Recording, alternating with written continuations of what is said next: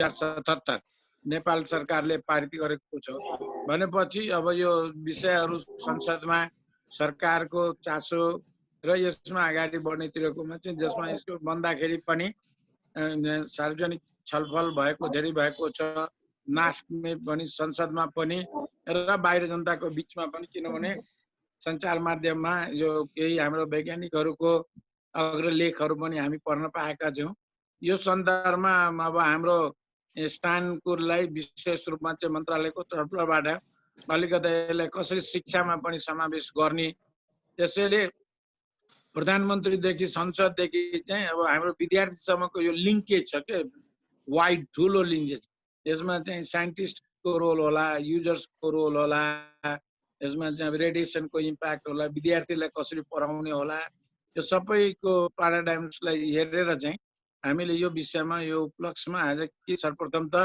यसमा जुन मान्छेहरू बित्नुभयो यो प्रति आज चाहिँ हामीले यो के भन्छ श्रद्धाञ्जली पनि व्यक्त गर्न चाहन्छौँ उहाँहरूलाई र यसमा चाहिँ उपलक्ष्यमा चाहिँ हामीले यो कार्यक्रममा जुन यो छलफल हामी राखेका छौँ केही कुरो सबैजनालाई पुनः स्वागत गर्छु आउँदै गर्नु होला र म सुरेशजीलाई यो कार्यक्रमको मोडरेट गर्न अनुरोध गर्दछु ल सुरेशजी तपाईले सुरु गर्नुस् है त मोडरेट गर्नु हजुर धन्यवाद अध्यक्षज्यू नेपाल रसिया साइन्स सोसाइटीद्वारा आयोजित नेपाल एस्ट्रोनोमिकल सोसाइटीद्वारा संयोजित र विज्ञान शिक्षक समाज र नेपाल साइन्स ओलम्पियाड को सहकार्यमा र टेक्निकल एउटा प्राविधिक सहयोग एनरेनको प्राविधिक सहयोगमा आयोजित आजको यो कार्यक्रममा यो प्यानल छलफलमा यहाँहरू सम्पूर्णलाई स्वागत छ र आज हामीसँग 6 जना प्यानलिस्टहरू हुनुहुन्छ र सर्वप्रथम हामी माझ डाक्टर कमल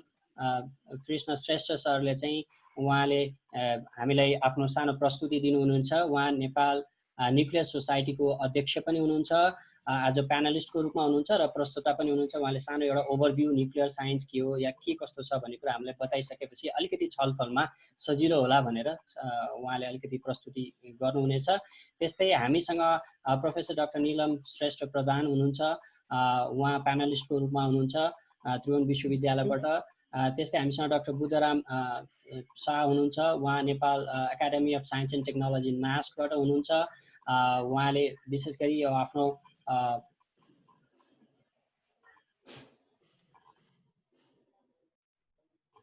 आफ्नो जुन किसिमको अध्ययन अनुसन्धान छ नाससँग सम्बन्धित भएर त्यो कुरा बारेमा हामीलाई सेयर गर्नुहुनेछ त्यसै गरी हामीसँग डाक्टर उमेश खनाल हुनुहुन्छ प्यानलिस्टको रूपमा उहाँ त्रिभुवन युनिभर्सिटीको इन्स्टिच्युट अफ मेडिसिन टिचिङ हस्पिटलसँग आबद्ध हुनुहुन्छ र विशेष गरी मेडिकल फिल्डसँग सम्बन्धित यो विषयमा उहाँहरूले हामीलाई आज प्रकाश पारिदिनु हुनेछ हामी छलफलमा त्यो किसिमको एउटा ड्राइभ आउनेछ र हामीसँग स्थान विज्ञान शिक्षक समाजका केन्द्रीय अध्यक्ष खिल कुमार प्रधान पनि हुनुहुन्छ उहाँले विद्यालय शिक्षा सम्बन्धी के कस्तो छ भन्ने कुरा एउटा इन्साइट दिनुहुन्छ र नेपाल वर्ल्ड यो काउन्सिल अफ वर्ल्ड अफेयर्सबाट हेमन्त खरेल सर पनि उहाँ प्रयत्न गरिरहनु भएको छ केही प्राविधिक कठिनाइले गर्दाखेरि उहाँ आउनलाई अलिकति कठिनाइ भएको छ सम्भवतः उहाँले त्यसलाई म्यानेज गर्नुहुन्छ होला र उहाँले चाहिँ ओभरअल हाम्रो यो बायोलेटरल या सेफ्टीको विषयमा कसरी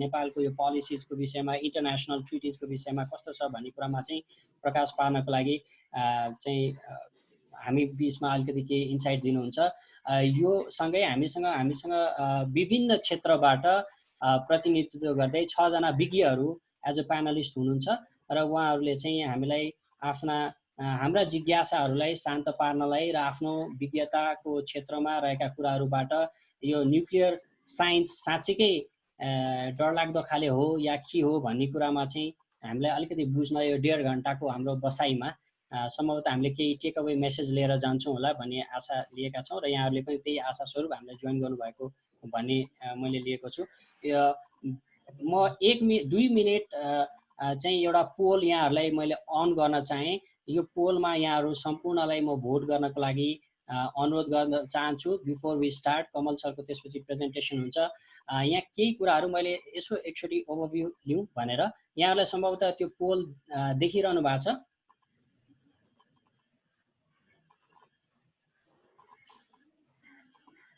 हामीले पनि गर्नुपर्ने हो। हजुरले गर्नुभयो हुन्छ, तर यो चाहिँ हाम्रो पार्टिसिपेन्ट्सहरूको लागि, किनभने आई थिङ्क यसले नै हाम्रो आजको डिस्कसनलाई अलिकति ड्राइभ गर्नलाई पनि सजिलो हुन्छ होला भनेर इनिसियली नै मैले यति 2-3वटा प्रश्न चाहिँ सोधौँ कि भन्ने लाग्यो। कृपया सबैजनाले फटाफट उत्तर दिनुभयो भने 66 जना अहिले हामी छौँ को होस्ट। मैले को होस्ट बनाएको छु। हामी प्यानलिस्टहरू सकेसम्म गणेश सरलाई पनि म को होस्ट बनाउँछु, त्यसपछि सजिलो हुन्छ भोटिङमा।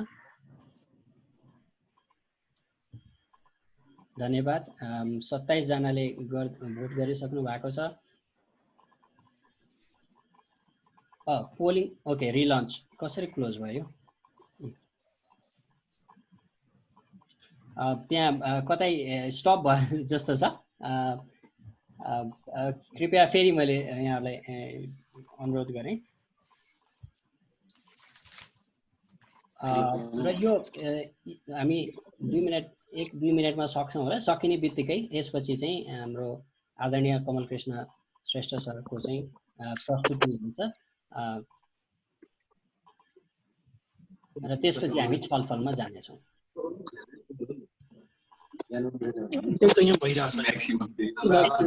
आफ्नो माइक्रोफोन म्युट गरिदिनु होला। सम्भवतः म यहाँ आफै यहाँहरूलाई अनम्युट गर्नलाई अलाउ नगर्नको जस्तो लाग्यो। सबैजनाले आफूलाई म्युट गरिदिनु होला। र प्रश्न भयो भने कि बिचमा भोटिङ हुँदै गर्दाखेरि म 1-2वटा रुल भनिहाल्छु। प्रश्न भयो भने चाहिँ यहाँहरूले चाहिँ हात उठाउनलाई त्यहाँ रेज योर ह्यान्ड भन्ने हुन्छ, गएर हात उठाएर प्रश्न लेख्न सक्नुहुन्छ। र प्रश्न सोद्धाखेरि सटिक र आफ्नो परिचय पनि छोटो त्यहाँ लेख्नु होला। त्यो भएपछि सजिलो हुन्छ, किनभने यहाँ चाहिँ अब आज लर्नरको हिसाबले यहाँ विद्यालयबाट पनि स्कुलका विद्यार्थी भाइ बहिनीहरू पनि हुनुहुन्छ, शिक्षक साथीहरू पनि हुनुहुन्छ, अग्रज आदरणीय सर म्याडमहरू पनि हुनुहुन्छ। सो हामीले त्यो चाहिँ अलिकति हेका राख्नको लागि यहाँहरूले हामीलाई त्यति त्यो हेल्प गरिदिनु भयो भने अलिक सजिलो हुन्छ जस्तो लाग्छ। त्यो भएर तपाईँले प्रश्न सोद्धाखेरि म चाहिँ यस्तो यस्तो हो भनेर भनिदिनु भयो भने अलिक सजिलो हुन्छ, किन तपाईँको ब्याकग्राउन्ड पनि फरक हुनसक्छ, एकाडेमिक ब्याकग्राउन्ड हुनसक्छ होइन।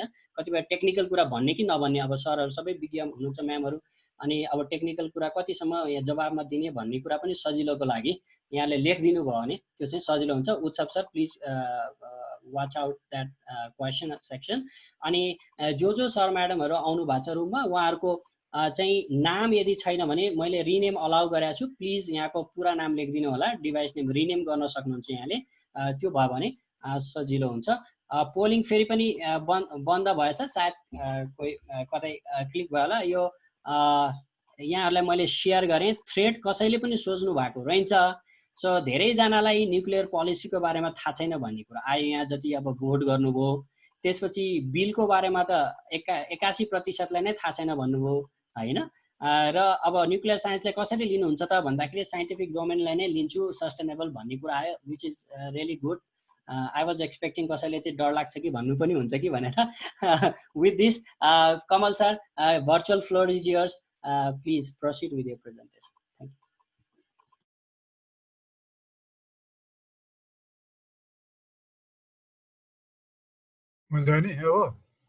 सर हजुरले स्क्रिन सेयर गर्न सक्नुहुन्छ सर हजुरको प्रेजेन्टेसन। ल हाम्रो हेमन्तजी पनि आउनुभयो। हेमन्तजी माइक अन गर्नुहोस्, माइक। हेमन्त सर नमस्कार।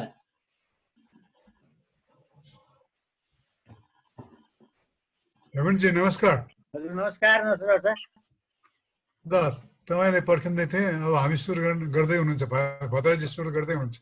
हस् thank you sir. Bhadraji polling सिद्धियो? पोलिङ सक्यो सर, अब हजुरले सुरु गर्नुभयो भने स्क्रिन निकालिदिनुहोस् न त्यसमा। स्क्रिन सेयर म हजुरले स्क्रिन सेयर गर्न मिल्छ हजुर? सुरु गरौँ है त? हजुर हुन्छ सर। सर्वप्रथम सबैलाई नमस्कार। र यहाँहरूले मलाई आज 20 शब्द बोल्नु आमन्त्रण गर्नुभएकोमा आभार व्यक्त गर्दछु। र भद्रजीको टेलिफोन आउन साथ र मैले उहाँको प्रोग्राममा ठिक छ म पनि भाग लिन्छु भनेको दिनदेखि मैले होमवर्क गर्न सुरु गरेँ।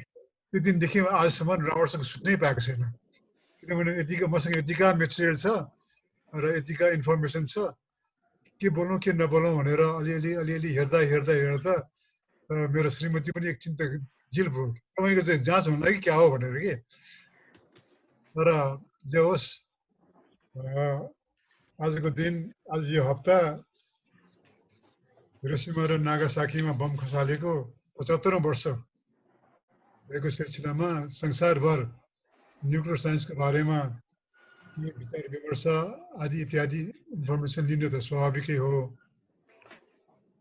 मलाई सुन्दै हुनुहुन्छ यो मेरो इन्टरनेट अलिक गडबड भयो भन्छ यसमा सुनिँदैछ सर ठिक छ हजुर ठिक छ ओके ल थ्याङ्क यू त्यसका सुरुमा म के भन्न चाहन्छु भने यो वैज्ञानिकहरूको चाहिँ नि सबैभन्दा ठुलो गत सेन्चुरीमा सबैभन्दा ठुलो डिस्कभरी कम इम्प्लिमेन्टेसन न्युक्लियर साइन्स हो जुन न्युक्लियर फिसन डिस्कभर भयो त्यसले चाहिँ संसारमा आमूल परिवर्तन गरेको छ यतिसम्म कि सेकेन्ड ग्रेट वर्ल्ड वार जस्तो भयानक अवस्था भइरहेको हाम्रो संसारले त्यो वार चाहिँ एन्ड भयो र विश्व के भन्न चाहन्छु भने त्यस पश्चात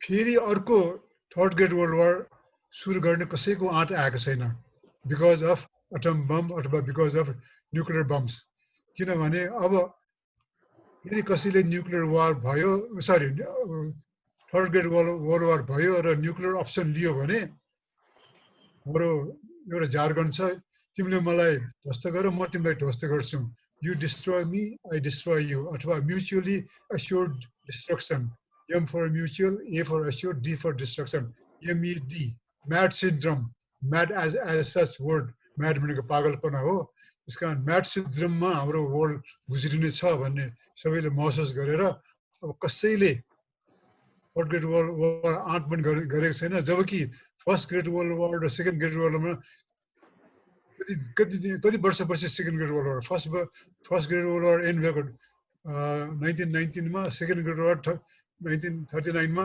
सुरु भइसकेको थियो 20 वर्ष पश्चात सेकेन्ड ग्रेट वर्ल्ड वार जुन सुरु भयो अब 75 वर्ष भइसक्यो अर्को वार अथवा वर्ल्ड वार भएको छैन सायद हुनु पनि हुँदैन होला किनभने एकताका युएनमा क्रुसेभलाई सोचेको थियो निकिता क्रुसेभ तत्कालीन प्रधानमन्त्रीलाई मिस्टर क्रुसेभ मिस्टर प्राइम मिनिस्टर तपाईँको विचारमा थर्ड ग्रेट वर्ल्ड वारको कस्तो होला भनेर भन्दाखेरि उहाँले के भन्नुभयो भने मैले त थाहा छैन तर मसँग भएको इन्फर्मेसन अनुसार थर्ड ग्रेट वर्ल्ड वार हो भने फोर्थ ग्रेट वर्ल्ड वार हुने सम्भावनै छैन किनभने थर्ड ग्रेट वर्ल्ड वार भने संसारभर ध्वस्त हुन्छ भनेर एउटा भनेको जवाफ चाहिँ नि धेरैले कोट गरेको छ अनि त्यसको मिनिङफुल पनि छ र त्यस्तै जब यो मनहट्टन प्रोजेक्ट सुरु भयो त्यसमा चाहिँ उद्देश्य के थियो एटमबाट एनर्जी निकाल्ने जबकि नोबेल लरेट एटमिक साइन्टिस्ट सुरुमा उहाँले के भन्नुभएको थियो भने एटमबाट एनर्जी निकाल्ने भनेको मुन साइन हो पागलपना हो इट इज इम्पोसिबल जस्तो भनेर पनि भन्नुभएको थियो त्यस्तो भन्दै पनि त्यसले आफ्नो एटमिक साइन्टिस्टहरूले हरेस मान्नु भएन उहाँ जस्तो जे भने पनि भनेर आफूलाई लागेको चाहिँ थियोरिटिकल रिसर्च र पछि गएर एक्सपेरिमेन्टल रिसर्च गर्दै के निष्कर्षमा पुग्यो भने कि it is possible to get energy out of the atom र पर्टिकुलरली हान्स र स्ट्रासम्यानले म्युनिक युनिभर्सिटीबाट चाहिँ के न्युक्लियर फिसन जब पत्ता लाग्यो त्यसपछि जर्मनीमा तेटनजेल वार भइसकेको थियो र उठलफुटल पनि भइरहेको थियो नाजीहरूको पावरले र धेरै चाहिँ ज्युजहरूलाई लखाटेको र रसियामा पनि आफ्नै किसिमको सरकार भएकोले धेरै वैज्ञानिकहरू कहाँ सेल्टर ल्याउँ भनेर इङ्ल्यान्डमा गए कोही तर धेरै जसो आखिरमा अमेरिका गए फेरि अमेरिका कस्तो साइन्सको लागि महासागर थियो त्यहाँ 154 युनिभर्सिटी थियो त्यहाँ चाहिँ राम्रो प्रोफेसरहरूको अभाव थियो त्यस कारण यो युरोपबाट भागेर आएको साइन्टिस्टहरू सबैलाई पर्सुएट गरेर फकाइसकाइ लगेर खुब पर्सुएट गरेर आफ्नो साइन्स उठान गर्नुलाई धेरै सहयोग उहाँहरूको सहयोग पायो र पर्टिकुलरली टर्निङ पोइन्ट चाहिँ जब आइन्स्टाइनले प्रिन्सटन युनिभर्सिटीको मा जोइन गर्ने स्वीकार गरे that is the turning point of American science त्यसपछि जस्तै वार प्रगति भयो र सबैको विचारमा के थियो भने के गरी जर्मन साइन्सले एटमको बारेमा जति थाहा छ तिनीहरूले पनि एटम बम बनाउने सम्भावना छ जर्मनहरूले बनाउने अगाडि अमेरिकाले बनायो भने मोस्ट प्रोबेबली वार चाहिँ डेमोक्रेसीले जित्छ भन्ने किसिमको हिसाबले धेरै साइन्टिस्टहरू लागि परे र तत्कालीन वार टाइमको प्रेसिडेन्ट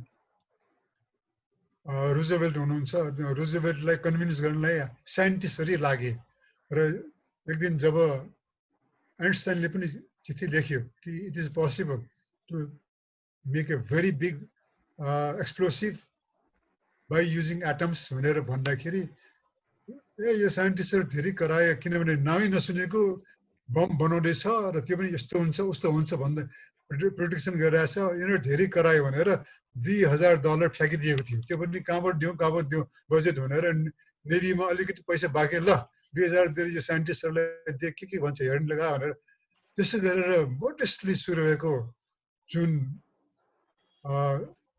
theoretical कम practical research भयो त्यसपछि त जस्तै अलिअलि इन्फर्मेसनहरू ग्यादर भयो अनि त्यसपछि अमेरिका पनि कन्भिन्स भयो र उहाँहरूले चाहिँ नि क्यानाडा अमेरिका र ब्रिटेन मिलेर तीन ठाउँमा तीन किसिमको कामहरू गर्दै मार्चसाट गरेर अनि म्यानहट्टन प्रोजेक्ट भनेर सुरु गरियो म्यानहट्टन प्रोजेक्ट अमेरिकाभरि चाहिँ ठाउँ ठाउँमा हरेक किसिमको चिजहरू बनाउने र आखिरमा गएर जब बम बन्ला त्यो चाहिँ कहाँ टेस्ट गर्ने र मेजर एक्सपेरिमेन्टहरू कहाँ गर्ने भनेर न्यू मेक्सिको भन्ने स्टेटमा अमेरिकन स्टेटमा त्यहाँ लस एल्मोस भन्ने चाहिँ डेजर्टमा अनकन्तार ठाउँमा गएर चाहिँ जबरजस्ती सानो सिटी बनाएर साइन्टिस्टहरूलाई कमसेकम पछि गएर चाहिँ 450 जति 430 जना साइन्टिस्टहरू टप ब्रेनहरू डाइरेक्टरलाई त्यसको के अरे हाम्रो लस एल्मोसको डाइरेक्टरलाई one of the most brilliant तत्कालीन प्रोफेसर कम साइन्टिस्ट ओपन ह्यामरलाई जिम्मा दियो र ओपन ह्यामर चाहिँ छोटकरीमा के भने के गरी उहाँले यो प्रोजेक्टमा नलागेको भए उहाँ चाहिँ नोबेल लरेटको किसिमको मान्छे हुनुहुन्थ्यो र उहाँले अवश्य पनि नोबेल प्राइज पाउँथ्यो भन्ने पनि कहावत छ तर जे होस् ओपन ह्यामर आफै फिजिसिस्ट भएको ब्रिलियन्ट फिजिसिस्ट भएकोले उहाँले सबै साइन्टिस्टहरूलाई समावेश गरेर आखिरमा गएर 3वटा बमहरू तयार गर्यो र तिनीहरू अनि 16 जुलाईको दिन 2045 मा मलाई माफ गर्नु 1945 को 16 जुलाईको दिन उहाँले चाहिँ टेस्ट गर्यो ट्रिनिटी टेस्ट भन्छ र जब त्यो एटम पड्कियो त्यहाँदेखि उहाँले चाहिँ he is a very big scholar of his own right र उहाँ संस्कृतको पनि विज्ञान हुनुहुन्थ्यो उहाँले भागवत गीतालाई सम्झेर उहाँले के भन्नुभयो भने ओहो यो त भगवानको अथवा ईश्वरको पावर मनुष्यमा दियो and this could be very dangerous also पनि भन्नुभएको थियो र उहाँले गीताको श्लोकै वाचन गर्नुभएको थियो र धेरै जसो किताबमा उहाँको किताबमा उहाँको बारेमा यो ट्रिनिटी टेस्टको बारेमा लेख्यो भने यो श्लोक उल्लेख छ भनेर धेरै जसो किताबमा लेखेको छ र म कन्भिन्स छु कि उहाँले भन्नुभएकै होला किनभने उहाँ आफ्नै किसिमको स्कलर हुनुहुन्थ्यो जब यसको युजको कुरा आयो त्यसपछि त साइन्टिस्टहरू त अलिक तर्से र होइन यो त ह्युम्यानिटीको लागि प्रयोग गर्नु भएन भनेर जो साइन्टिस्टहरूले प्रेसिडेन्ट रुजवेल्टलाई कन्भिन्स गरेको थियो उनीहरूले लगेर होइन यो रुजवेल्टलाई कन्भिन्स गर्ने होइन यो त यहाँ त प्रलय मानव जातिलाई खत्तम गर्छ संसारै ध्वस्त गर्न सक्छ यो त युज गर्नु हुँदैन भनेर पनि लागि परेको थियो अनफर्चुनेटली प्रेसिडेन्ट रुजवेल्ट चाहिँ अचानक मृत्यु भयो उहाँको र नयाँ भाइस प्रेसिडेन्ट ट्रुमन प्रेसिडेन्ट हुनुभयो र प्रेसिडेन्ट ट्रुमनको चाहिँ ध्यान आकर्षण पनि गरेको थियो साइन्टिस्टहरूले कि चाहिँ यो चाहिँ धेरै नै पावरफुल वेपन हो, यो चाहिँ प्रयोग गर्नु त हुँदैन होला। र सेकेन्ड ग्रेट वर्ल्ड वार चाहिँ त्यो प्रोग्रेस हुँदा हुँदै जर्मनी हारिसकेको थियो र इटाली पनि ध्वस्त भयो।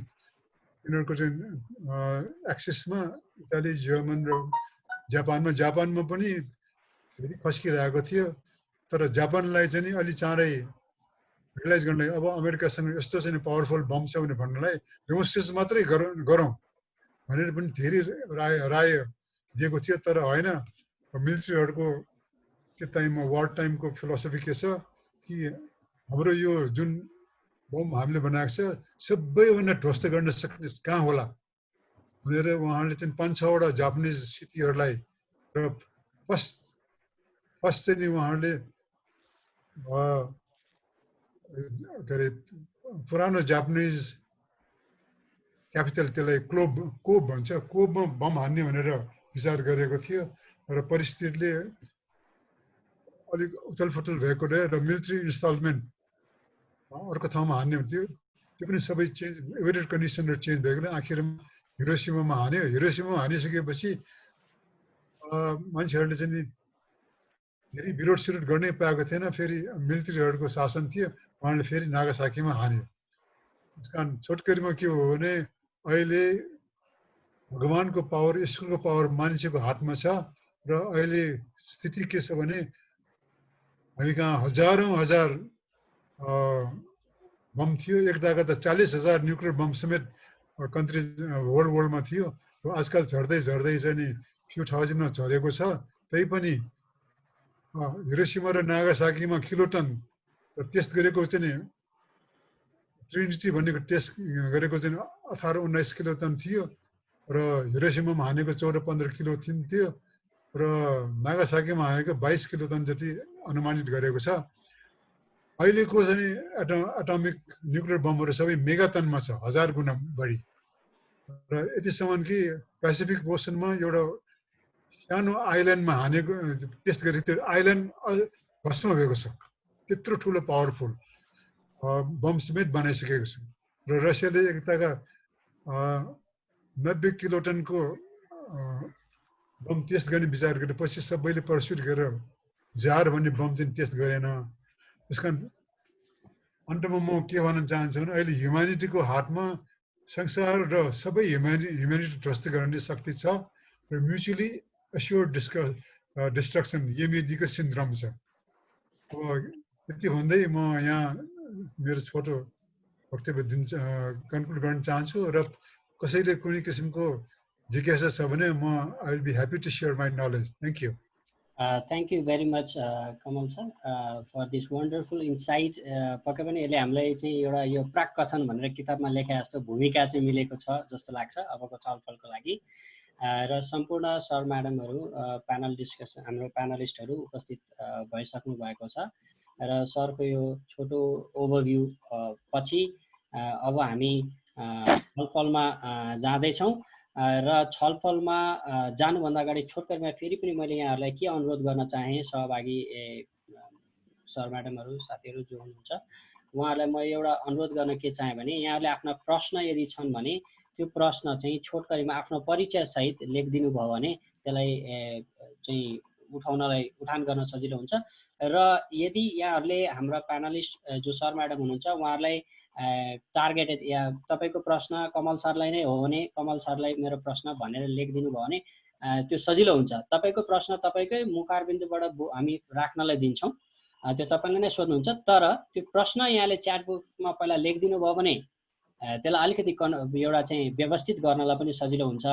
हामी तपाईँको प्रश्न रिड आउट गर्दैनौँ। यो कोठामा आइसकेपछि तपाईँले प्रत्यक्ष प्रश्न सोध्नुहुनेछ, तर तपाईँले सोध्ने प्रश्न चाहिँ च्याट बक्समा लेख्नुपर्ने छ। यो मैले चाहिँ नियम भने यसले अलिकति कठिनाइ भयो भने त्यसको लागि क्षमा प्रार्थी छु, तर यसलाई अलिकति व्यवस्थित गर्न त्यति आवश्यक हुन्छ जस्तो लाग्छ। र यहाँको आफ्नो चाहिँ बारेमा लेखिदिनु भयो भने पनि सजिलो हुन्छ, छोटकरीमा लेखिदिनु भयो भने। अनि हात उठाउँदाखेरि या त्यो प्रश्न देखेपछि मैले चाहिँ यहाँहरूलाई अलाउ गर्छु। त्यसरी नै अगाडि बढौँ होला। सायद सबैजना सर म्याडमहरू पनि अग्रेड हुनुहुन्छ र हामी प्रश्नमा जानेछौँ। मेरो केही प्रश्नहरू छ, यहाँहरूले प्रश्न फर्मुलेट गर्दै गर्दाखेरि म सर म्यामहरूलाई केही प्रश्न एउटा चाहिँ म जेनरल प्रश्न फ्लोट गर्न चाहेँ। यो सबैजना प्यानलिस्टहरूलाई नै जान्छ, पर्टिकुलरली हाम्रो खिल सर र निलम म्यामलाई चाहिँ अलिकति बढी जान्छ, किनभने उहाँहरू प्रत्यक्ष रूपमा विद्यालय र विश्वविद्यालय शिक्षासँग सम्बन्धित हुनुहुन्छ। त्यो भएको हुनाले चाहिँ मेरो प्रश्न यहाँहरूलाई के हो भने, शिक्षाको कुरा गर्दा नेपाल आणविक विज्ञानमा कहाँनिर छ त? एउटा विश्व परिवेशमा हेर्ने हो भने हामी आणविक विज्ञानको जुन कुरा गर्दैछौँ त्यसमा चाहिँ नेपालको स्थान चाहिँ कहाँनिर देख्नुहुन्छ त यहाँले? म सर्वप्रथम निलम म्यामतर्फ जान चाहे यो प्रश्न। ल सबैलाई धन्यवाद है मलाई यहाँ बोलाउनु भयो। म research centre for applied science and टेक्नोलोजीमा त्यहाँको फ्याकल्टी हुँ र म वान अफ द मेम्बर पनि हो एडभाइजरी कमिटीको हाम्रो मिनिस्ट्री अफ साइन्स एन्ड टेक्नोलोजीमा न्युक्लियर रेडिएसनमा।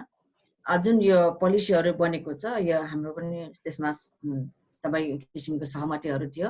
यो असार 11 गते गभर्मेन्टले 2077 साल असार 11 गते यो रेडियोधर्मी हुने नेपालीमा सबै नेपालीमा छ यसको हाम्रो संघीय संसदबाट पारित भएको छ र यसको उपयोग नियमन कसरी गर्ने र यस कस्तो कस्तो व्यक्तिहरूले यसले इजाजत पाउँछ काम गर्ने, यसको पर्मिसन र एरिया कहाँ हुनुपर्छ र यसको सेफ्टी, यसको मेजरमेन्टहरू के हुनुपर्छ, यस सबै डिटेलमा 1 देखि 44 पेजसम्म छ। यसको मसँग कपी पनि छ, हामीलाई पठाउनु भएको थियो।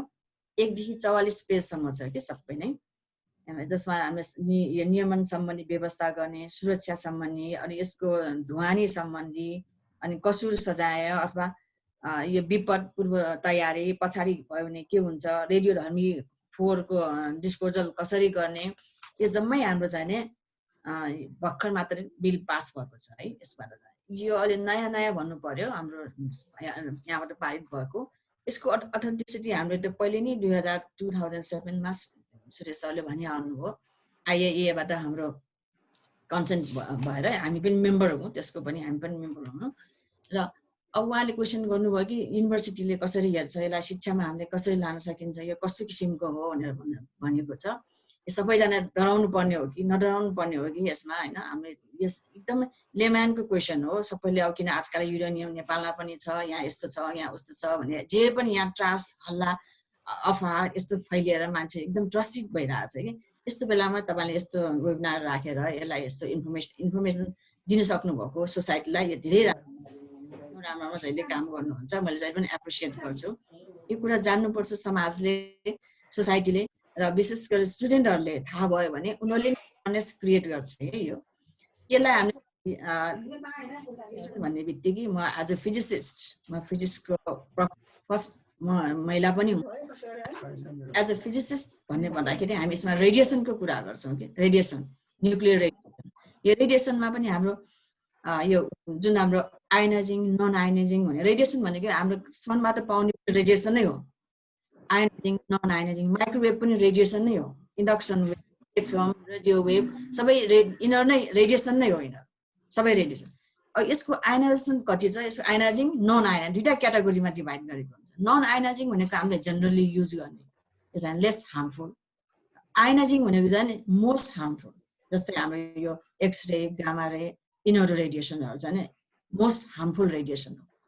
र अहिले हाम्रो जुन बिलमा पास भएको छ, हाम्रो अब न्युक्लियरमा के कसरी बनाउने, हामी न्युक्लियर ओपन पक्कै बनाउँदैनौँ र हामी न्युक्लियर पावर प्लान्ट पनि पक्कै बनाउँदैनौँ, किनकि हाम्रो हाइड्रो पावर प्लान्टलाई नै हामीले चाहिँ मेन्टेन गर्न सकेको छैन, म्यानेज गर्न सकेन भने हामी त्यो त कल्पना बाहिर छौँ। तर अब यो लले हामीले के गरेको छ भने बनाउन पनि सकिन्छ है। यो लले हामीलाई यो बनाऊ नबनाऊ भन्ने किसिमको त्यस्तो डिटेलमा यसको नबनाऊ प्लान्ट नबनाऊ भनेको छैन। तर यस्तो बनाउनु पर्छ, उस्तो यस्तो भन्यो एप्रुभल दिने नदिने यो किसिमको व्यवस्थाहरू राखेको छ। कुन ठाउँमा हुनुपर्छ, कस्तो हुनुपर्छ भनेर त्यो बिलमा चाहिँ यस्तो छ कि। त्यसमा अब फ्युचरमा अर्को 20 वर्ष 100 वर्षपछि न्युक्लियर प्लान्ट पावर, जस्तै बङ्गलादेशमा बनाइसकेको छ पावर प्लान्ट। अहिले कमल सरले भनेपछि लाग्छ कि हिरोसीमा चाहिँ बम ब्लास्ट भयो, त्यहाँ एटमिक बम भयो होइन। अब यो त्यति बेला चाहिँ सेफ्टीको रुलहरू पनि गाइडलाइन्सहरू पनि थिएन।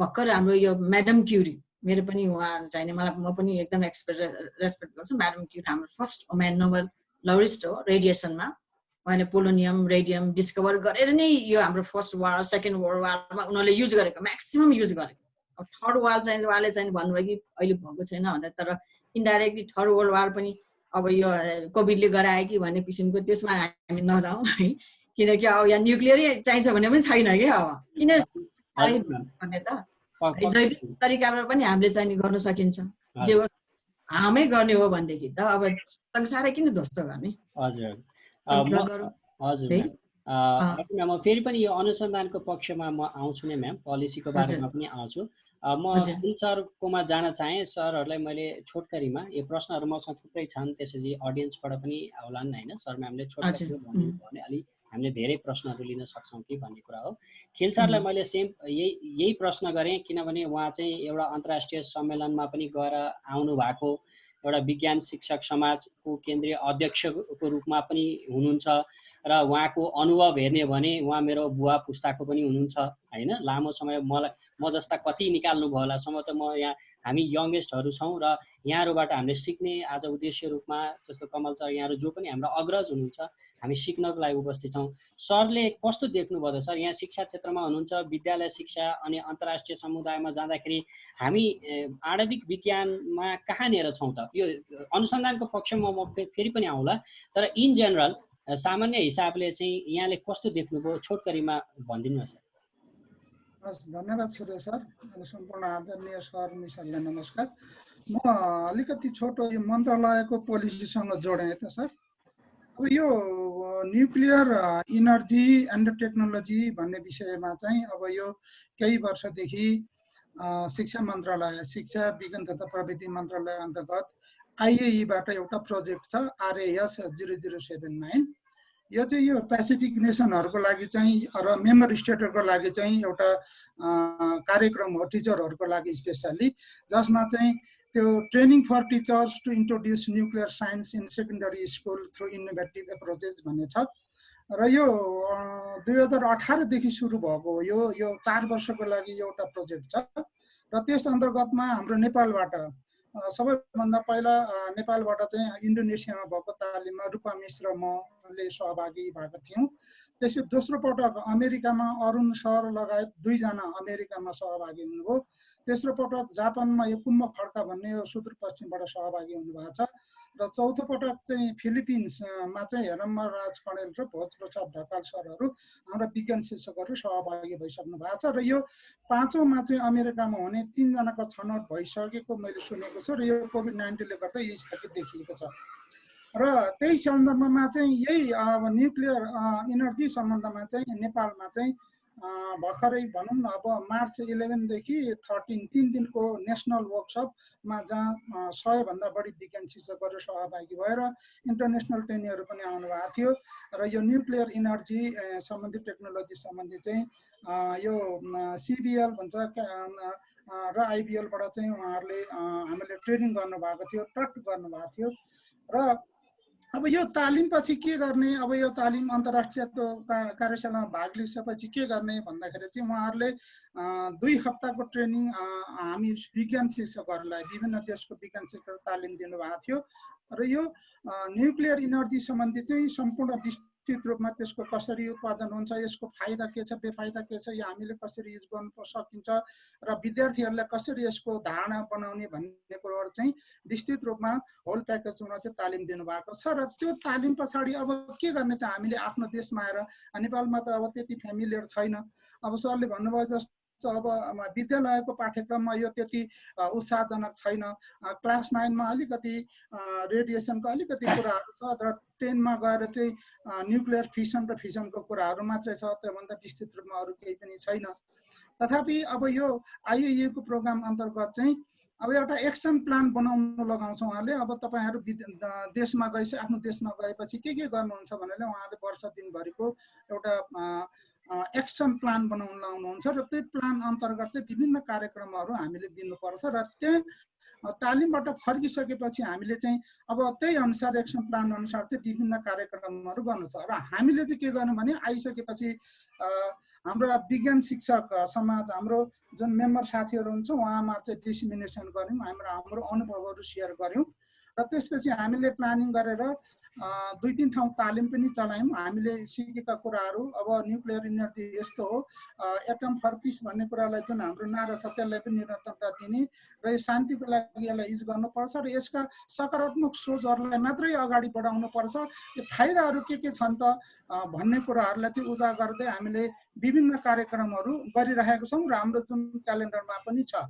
यद्यपि अब विद्यालयको जुन 10सम्मको पाठ्यक्रममा हेर्ने भने यो त्यति उल्लेखनीय छैन र त्यसलाई अतिरिक्त कार्यक्रमको रूपमा चाहिँ हामीले जुन मोटो आइएको जुन प्रोजेक्टको त्यो अनुसार हामीले कार्य गरिरहेको यहाँ जानकारी गराएँ र अब कार्यक्रमको के गर्ने भन्ने कुराहरूमा चाहिँ अब जस्तो एसे कम्पिटिसन गराउने र अब न्युक्लियर इनर्जी सम्बन्धी जस्तो हस्पिटलमा गएर त्यसको फाइदाहरू के छ, एक्सरे गर्ने हरेक कुराहरू, त्यो क्यान्सरको उपचारहरू यसरी हुन्छ भने त्यसको व्यापक रूपमा हामीले त्यो गराउने।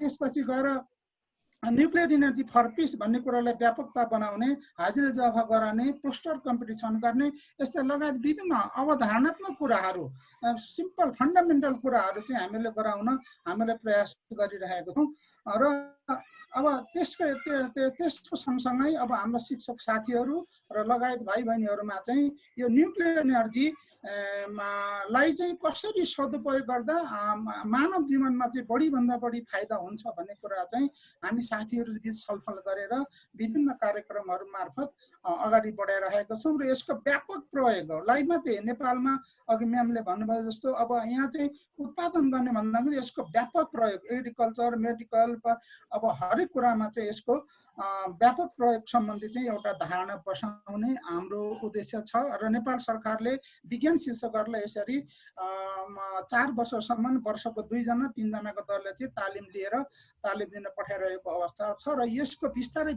सहजीकरण हुँदैछ र यसले व्यापकता पनि लिँदैछ र अघि एकजना सरले क्वेसन देखिहालेँ मैले, अब हाम्रो करिकुलममा यो इन्क्लुड गरेको छ कि छैन भन्ने कुरामा चाहिँ हामीले शिक्षा मन्त्रालय अन्तर्गत नै अस्ति 3 दिने राष्ट्रिय विज्ञान शिक्षकहरूको भेला गरेका थियौँ। त्यहाँ पाठ्यक्रमको अधिकृतहरू पनि आउनुभएको थियो र विज्ञान मन्त्रालयको अब माननीय मन्त्रीज्यू पनि आउनुभएको थियो, हाम्रा माननीय गणेश शाह सर पनि आउनुभएको थियो। त्यस सम्बन्धमा हामीले यसको पनि कुरा उठायौँ र अबको आउँदो करिकुलममा चाहिँ इन्टिग्रेटेड रूपमा धेरथोर कति हुन्छ यो विषय हुनुपर्छ र यो अब न्युक्लियर एक्ट पास भइसकेको अवस्थामा सायद यो अब हामीले नेपालले गर्नै पनि पर्छ र हाम्रो पाठ्यक्रममा अब कहाँ संयोजन गर्न सकिन्छ त्यो पक्कै पनि हुनेछ। यो नीति निर्माण गर्ने संस्थाको कुरो पनि भयो तर हामीले आवाज उठाइरहेका छौँ र मैले यति नै भने।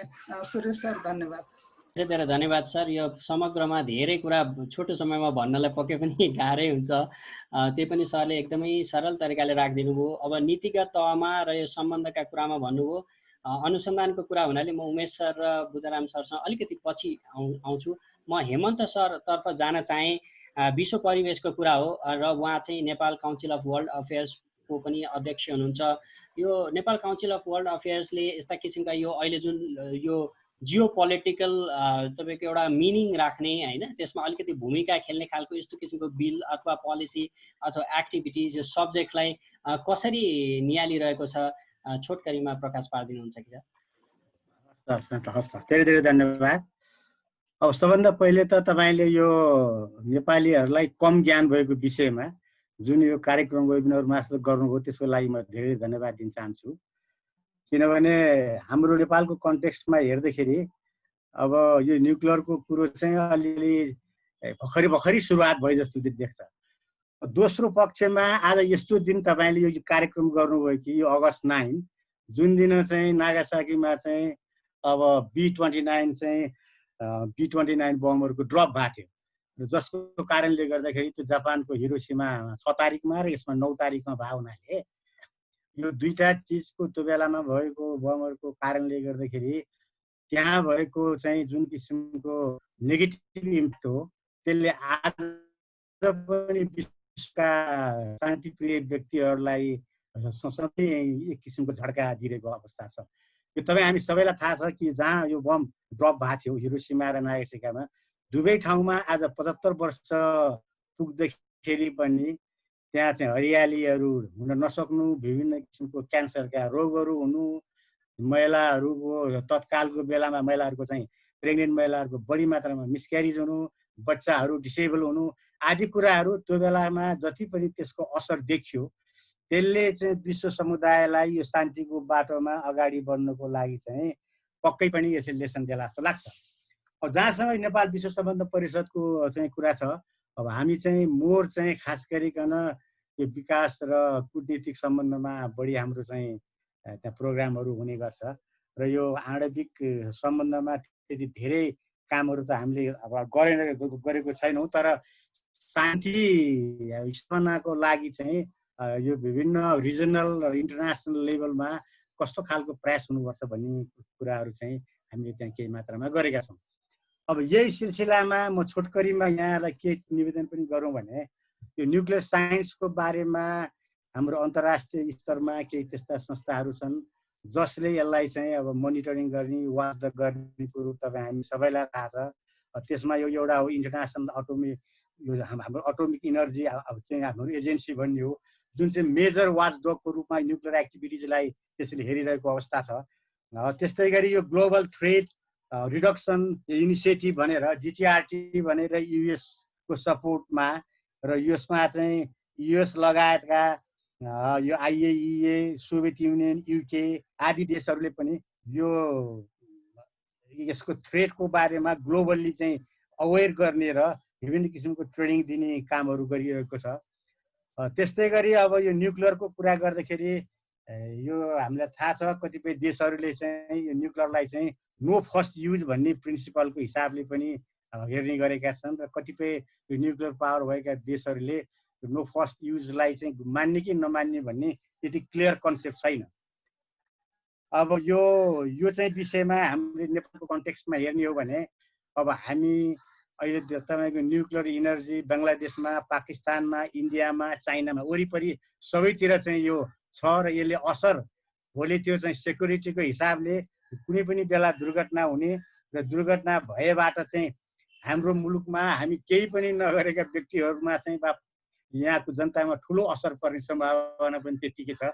यसबारे पनि नीतिगत हिसाबमा हामीहरूले जे गर्नुपर्ने हो अब खासै यसमा त्यति ध्यान पुगे जस्तो मलाई लाग्दैन दादा, किनभने कतिपय जस्तो तपाईँको बङ्गलादेशले अहिले इन्डियन पावरकै बा त्यो चाहिँ सिजले गर्दाखेरि भोलि बङ्गलादेशमा त्यहाँ भएको चाहिँ त्यो एक्सिडेन्टले के असर पर्यो भने त्यो कम्पेन्सेसन लिने बारेमा त्यहाँ इन्डियासँग कुरा गरेर कुनै न कुनै किसिमको चाहिँ उनीहरूको एउटा त्यहाँ अन्डरस्ट्यान्डिङ भएको छ। तर हाम्रो कन्टेक्स्टमा अब नेपालको यो क्रिटिकल हो, तर हामीले यसमा हाम्रो चाहिँ वैज्ञानिकको हिसाबले पनि अब हाम्रो कूटनीतिमा बस्ने व्यक्तित्वहरूले पनि यसमा त्यति धेरै चासो दिइरहेको अवस्था चाहिँ अहिले हाम्रो देखिँदैन। अब त्यस्तै गरिकन यो तपाईँको हामीले यो उसको चाहिँ हामीले इन्टरनेसनल लेभलमा हेर्ने हो भने यो कम्प्रिहेन्सिभ न्युक्लियर टेस्ट ब्यान ट्रिटी भन्ने पनि एउटा यो रहेछ। यो चाहिँ न्युक्लियर पावरको कन्ट्रिजहरूले चाहिँ नयाँ डेभलप नगर्ने र अब त्यसलाई चाहिँ पिसफुल युजमा बाहेक अन्त प्रयोग नगर्ने भन्ने छ। अब यसमा कतिपय देशहरूले रेक्टिफाई गरिसकेका छन्। अब रेटिफाई गरे भए पनि अब कतिपय पावरफुल कन्ट्रीहरूले अब गरे भए पनि अब त्यो बेला बेलामा निर्भरवालाहरूलाई जसको न्युक्लियर पावर छैन उनीहरूलाई पोलिटिकल्ली बेनिफिट लिन तर्साउने त्योबाट केही लिने भन्ने क्रम चाहिँ अहिले पनि हामीले त्यो विश्वमा तपाईँ भइरहेकै अवस्था छ। अब अहिले यो न्युक्लियरको धेरै कुराहरू हामीले गर्दाखेरि अब यसको चाहिँ यो एउटा वेपन र अर्को चाहिँ इनर्जीको दुईटा एस्पेक्टमा चाहिँ अब यसको धेरै प्रयोग भएको छ। अब यो इनर्जीको हिसाबले चाहिँ अघि यहाँ भनि पनि सक्नुभयो हाम्रो पूर्व वक्ता साथीहरूले अब यसको इन्डस्ट्रियल युज, अब हस्पिटल युज, यसको एग्रिकल्चरल कुराहरू धेरै ठाउँमा युज गर्न सकिने कुराहरू पनि छन्।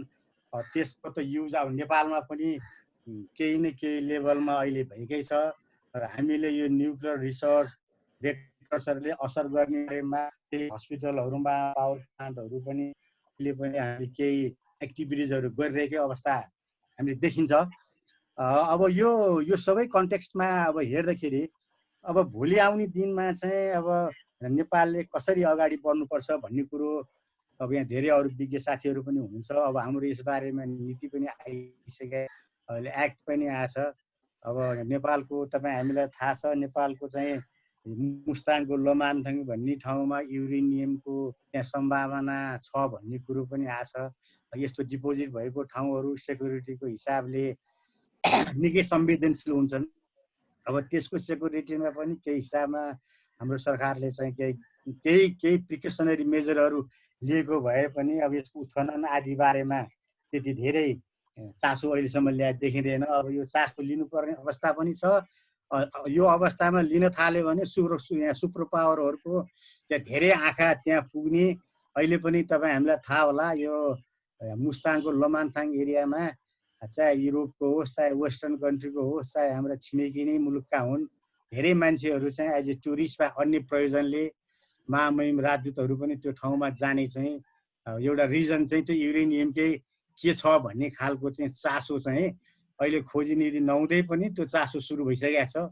अब यो चाहिँ हामीले बडो अलि गम्भीर भएर चाहिँ यसको हाम्रो युज गर्ने बारेमा हामीले सोच्नुपर्ने अवस्था पनि छ। अब यो नेपालको अरू अब यसलाई चाहिँ यो न्युक्लियरको अब इनर्जीकै कुरामा अब हामीले केही गर्न सकिन्छ कि भन्ने कुरोमा अब हामी कहाँ त अब हाइड्रो पावरकै यति धेरै अब अथाह पोटेन्सियल छ कि अब 45,000 त टेक्निकल्ली फिजिबल टाइपकै हामीले बिजुली मेगावाट निकाल्न सक्छ भन्ने छ। अब हामीले चाहिँ न्युक्लियर इनर्जीतिर जान भन्दाखेरि पनि बढीमा बरु हाइड्रो पावरमै कन्सन्ट्रेट भएर बरु न्युक्लियर इनर्जी डेभलप गर्ने कन्ट्रीहरूमा आकस्मिक घटना घट्यो भने त्यसले नेपालमा पर्न सक्ने असर र को आधारमा ती देशहरूसँग हामीले कुराकानी गरेर भोलि असर पर्यो भने कम्पेन्सेट कसरी हुनसक्छ वा के हुन्छ आदिबारे चाहिँ अलिक बढी चनाखो हुनुपर्ने एउटा स्थिति जस्तो मलाई लाग्छ। दोस्रो कुरो अवेर पनि अब हाम्रो कन्ट्रीमा नेपालीहरूलाई वास्तवमा न्युक्लियरको चाहिँ उयो हामीलाई अब हिरोसिमा नागासाकीमा बम खस्यो आदि गर्यो। अब यो नर्थ कोरिया आदि अब अहिले अमेरिकाको अलिक बढी नै यो न्युक्लियर अब इक्विपमेन्ट के अरे हाम्रो वेपन्सको बारेमा र त्यो थ्रेटको बारेमा भइरहेको हुनाले धेरै चासो छ। यो चासो भए पनि यसको पोजिटिभ पार्टका कुराहरू पनि अब धेरै कम मात्रामा छ। अब यो हामीले अहिले चाहिँ जुन यो सिलेबसमा राखेर चाहिँ बढी ओरिएन्ट गराउने कुराहरू आएको छ। यो एउटा चाहिँ निकै राम्रो पक्ष जस्तो मलाई लाग्छ। म अन्तमा अब धेरै कुराहरू नराखिकन म किन यो क्षेत्रको धेरै विज्ञ पनि होइन, अब हामी त अलिकति कूटनीतिक सम्बन्धमा का आधारमा चाहिँ नेपालको फरेन पोलिसी कस्तो भन्ने कुरोमा चाहिँ अलि हेर्छौँ। तर मैले अघि पनि छोटकरी निवेदन गरेँ, नेपालका चाहिँ एब्रोडमा रहेका मिसनहरूले न्युक्लियर चाहिँ सिक्युरिटीको बारेमा अब हाम्रो इन्टरनेसनल लेभलमा वा नेपालको चाहिँ डोमेस्टिक लेभलमा छिमेकीहरूबाट पर्न सक्ने असर र इन्टरनेसनल्ली पिसमा पर्न सक्ने असर आदि बारेमा हामी त्यति एग्रेसिभ हिसाबमा वा त्यति हामी एकाडेमिक हिसाबमा हाम्रो मिसनहरू फरेन मिसनहरू चाहिँ त्यति काम गरिरहेको अवस्था छ जस्तो मलाई लाग्दैन। अझ हाम्रो नेपाल त अब गौतम बुद्ध जस्तो जन्मेको देश, हाम्रो त डिप्लोमेसी फर पिस भनेर यस्ता खालका न्युक्लियर चिजहरू जसले विश्वको मानवलाई नै ध्वस्त बनाउँछ। अघि पनि भने मैले 75 वर्षसम्म पनि कुनै भेजिटेरियन चिजहरू भेजिटेबल नहुने, कुनै हरियाली नहुने भन्ने खालको चाहिँ यस्तो असर ल्याउने हुनाले अब यसलाई चाहिँ सकभर मिनिमाइज गराएर मानवको हितको लागि मात्रै प्रयोग गर्ने कुरोमा चाहिँ हाम्रो वैदेशिक नीति पनि त्यतातिर बढी कन्सन्ट्रेट हुनुपर्ने र हामीले हाम्रा कुराहरू यो न्युक्लियर पावरवाला देशहरूसँग वरिपरिबाट हामी त घेरिरहेको छौँ। त्यसैले न्युक्लियर पावरवाला देशहरूसँग पनि हाम्रो शान्तिसँग बाँच्ने नेपालीहरूको इच्छालाई चाहिँ हामीले जोडको रूपमा उठाउनु जरुरी छ र त्यसबाट पर्ने असरबाट चाहिँ उहाँहरूले दिने रेमेडिजको बारेमा पनि कुनै न कुनै नेगोसिएसन टाइमली नै गर्न सक्यो भने भोलि घटना घटिसके पछाडि अब त्यसबाट पर्ने चाहिँ असर यति धेरै पर्छ कि जो कुरो हामीले इन्टरनली धान्न पनि सकिँदैन भनेपछि नेपाल चाहिँ ठुलो एउटा समस्यामा पर्न सकिन्छ देखिन्छ। अब यति भन्दै अब म धेरै कुराहरू अहिले निवेदन नगरिकन म अन्तमा के मात्रै भन्न चाहन्छु भने यो वास्तवमा न्युक्लियर एनर्जीको पनि अब वर्ल्डको डिमान्ड कति हो, अब कस्तो खालको कन्ट्रीलाई कति चाहिने, पहिलेदेखि प्रयोग गरेका कन्ट्रीहरूले कति गरिरहेका छन्, नयाँ अहिले चाहिँ जो इमर्ज भएका नयाँ कन्ट्रीहरूले न्युक्लियर एनर्जी चाहिँ कसरी गर्ने, कति गर्ने आदि यो चाहिँ कम्प्रिहेन्सिभ प्लान एउटा चाहिँ हुनु अति आवश्यक छ। अब यो कम्प्रिहेन्सिभ प्लान बनाउने कुरोमा चाहिँ अब मलाई लाग्छ युएनमा भएका यस्ता संस्थाहरूले बढी ध्यान दिनुपर्ने चाहिँ हुन्छ। र त्यस्तै गरी एउटा लास्ट नट द लिस्ट अर्को चाहिँ यो न्युक्लियरको जति पनि हामीले युज गर्छौँ त्यो चाहिँ पिसफुल पर्पजको लागि मात्रै हुने भन्ने खालको चाहिँ जरुरी छ। अहिले तपाईँ हामीलाई थाहा छ विश्वका कतिपय देशमा आन्तरिक रूपमा गरिबीको चरम सीमा हुँदाहुँदै पनि न्युक्लियर पावरहरू टेस्ट गरेर अब यो आफ्नो पोलिटिकल र अरू किसिमको चाहिँ साँच्चै नेपाली भाषामा भन्यो भने दादागिरी देखाउने काममा हामी अग्रसर भएको कतिपय देशहरू अहिले पनि देख्छौँ। र यसो चाहिँ हुनुहुन्न र यो गरिनुहुन्न र मानवीय चाहिँ यो शान्तिको लागि चाहिँ यो प्रयोग गर्नुपर्छ भन्ने कुरा भन्दै म यहाँलाई मौका दिएकोमा धन्यवाद। धेरै धेरै धन्यवाद हेमन्त सर। यो जुन वर्ल्ड अफेयर्ससँग रिलेटेड र कसरी हामीले जियो पोलिटिकल सिचुएसनको कारणले दुईटा बिग नेसन जुन इन्डिया र चाइना, भारत र चीन दुवैसँग न्युक्लियर उनीहरूको त्यसमा सेक्टरमा काम गरिरहेका छन् हैन। त्यसले गर्दाखेरि हामी चाहिँ कसरी त्यसबाट बच्ने र भोलि के डिजास्टर्स भइहाल्यो भने कसरी त्यसबाट हामीले कम्पेन्सेसन लिने अथवा मेनली जोगिने भनौँ न, घटना भइसकेपछि त्यसबाट क्षतिपूर्ति लिने भन्दा पनि कसरी जोगिन सकेला, घटनाबाट बच्न सकेला, जीवनको रक्षा गर्ने, हाम्रो अस्तित्वको रक्षा गर्ने भन्ने कुरामा चाहिँ अब यो इन्टरनेसनल अफेयर्समा चाहिँ अलिकति नेपालले एउटा बनाउनुपर्छ भन्नुभयो। मेडिकलको कुरा पनि गर्नु भएको हुनाले म चाहिँ अब मेडिकल सेक्टरमा यही प्रसङ्गमा चाहिँ जोडिन चाहेँ। हाम्रो डाक्टर उमेश प्रसाद खनाल सर हुनुहुन्छ, उहाँलाई पनि छोटकरीमा केही कुरा भन्नलाई राखेँ। त्यसपछि म बुद्धराम सर र कमल सरसँग फेरि पनि आउनेछु र हाम्रो फ्लोरमा जति पनि प्रश्नहरू आएका छन् हामी त्यो प्रश्नहरूलाई एक एक गर्दै समाधान गर्ने प्रयास गर्नेछौँ। Umesh sir please.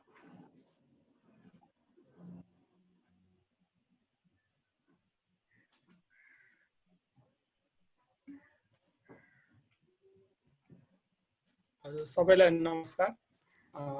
सुरेशजीले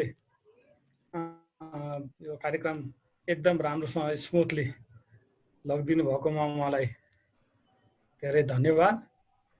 अनि यो के छ भन्दाखेरि अब न्युक्लियर एज त सुरु भयो।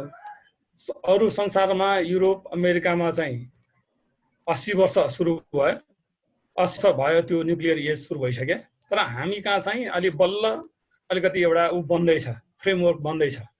र त्यसको परिप्रेक्ष्यमा अब कमल कृष्ण सरले धेरै इतिहासदेखि लिएर त्यसको सबै कुरा कसरी न्युक्लियर एक्सप्लोजन गराइयो देखि लिएर धेरै कुरा बताइसक्नु भएको छ हामीलाई हैन।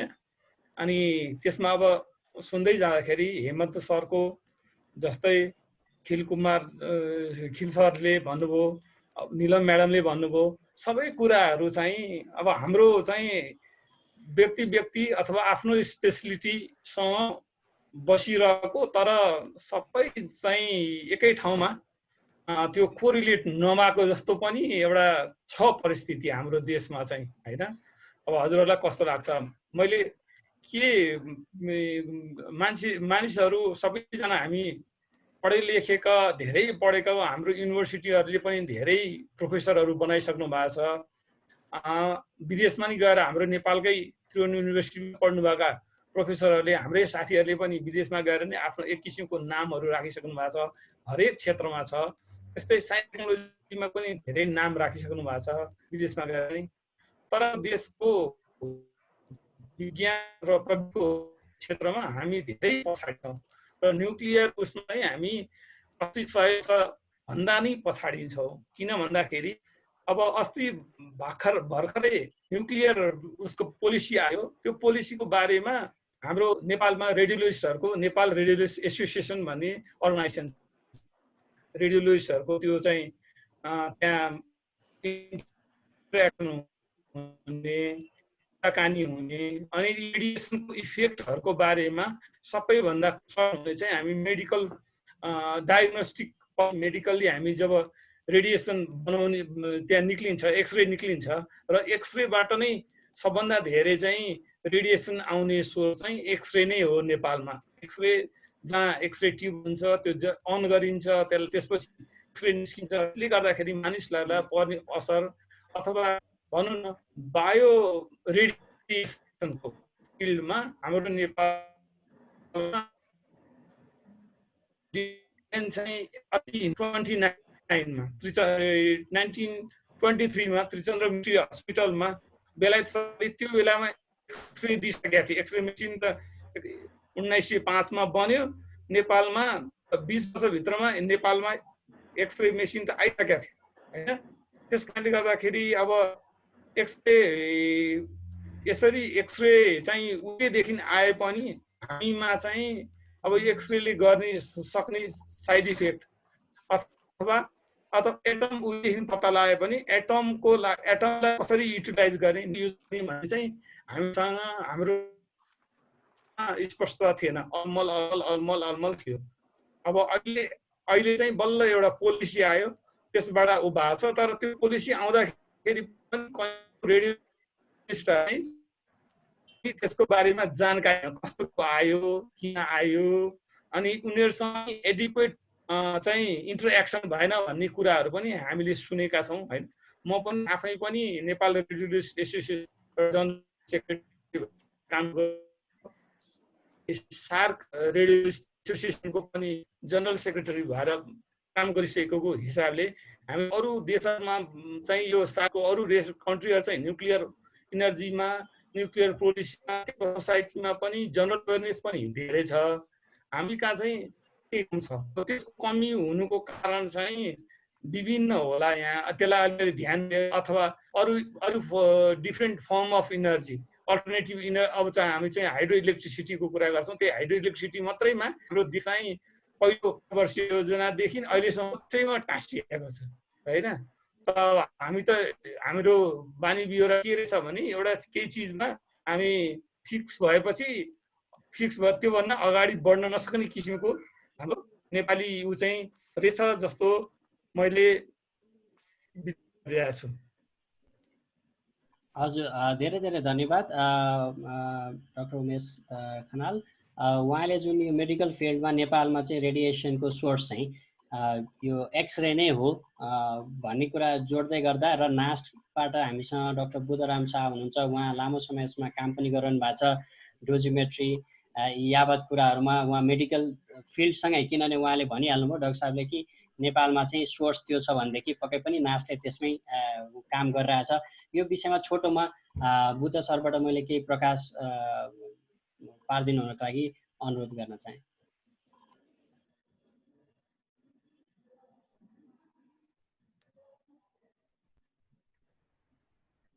सर हजुर अनम्युट गर्नु पर्यो। नमस्कार। सर्वप्रथम अब यहाँ सुरु गर्दाखेरि अब आजको पृष्ठभूमिमा थोरै चर्चा गरेर अब आज म सुरेशजीलाई धन्यवाद दिन चाहे। विशेष गरी किनभने अब गणेश शाह सरको जुन एउटा इच्छा, यो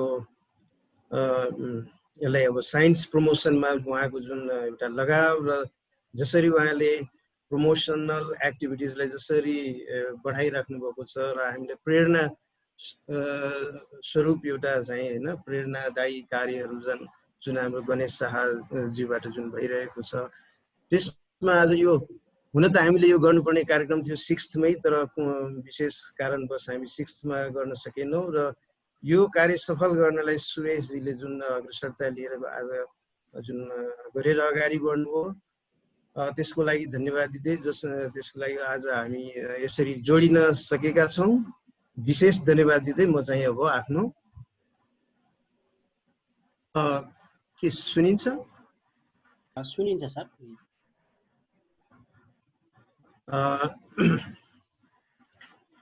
सबभन्दा पहिले अब जुन आज हामी यो 9 अगस्तमा जुन हामी यो कार्यक्रम गरिराखेका छौँ, न्युक्लियर साइन्स एन्ड सोसाइटी,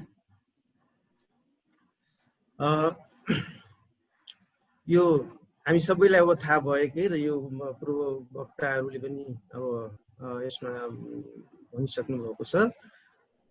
यो 6 र 9 अगस्त यो इतिहासको कालखण्डमा यसलाई हामी कालो दिनको रूपमा नै सम्झिरहेका छौँ, सम्झिन्छौँ।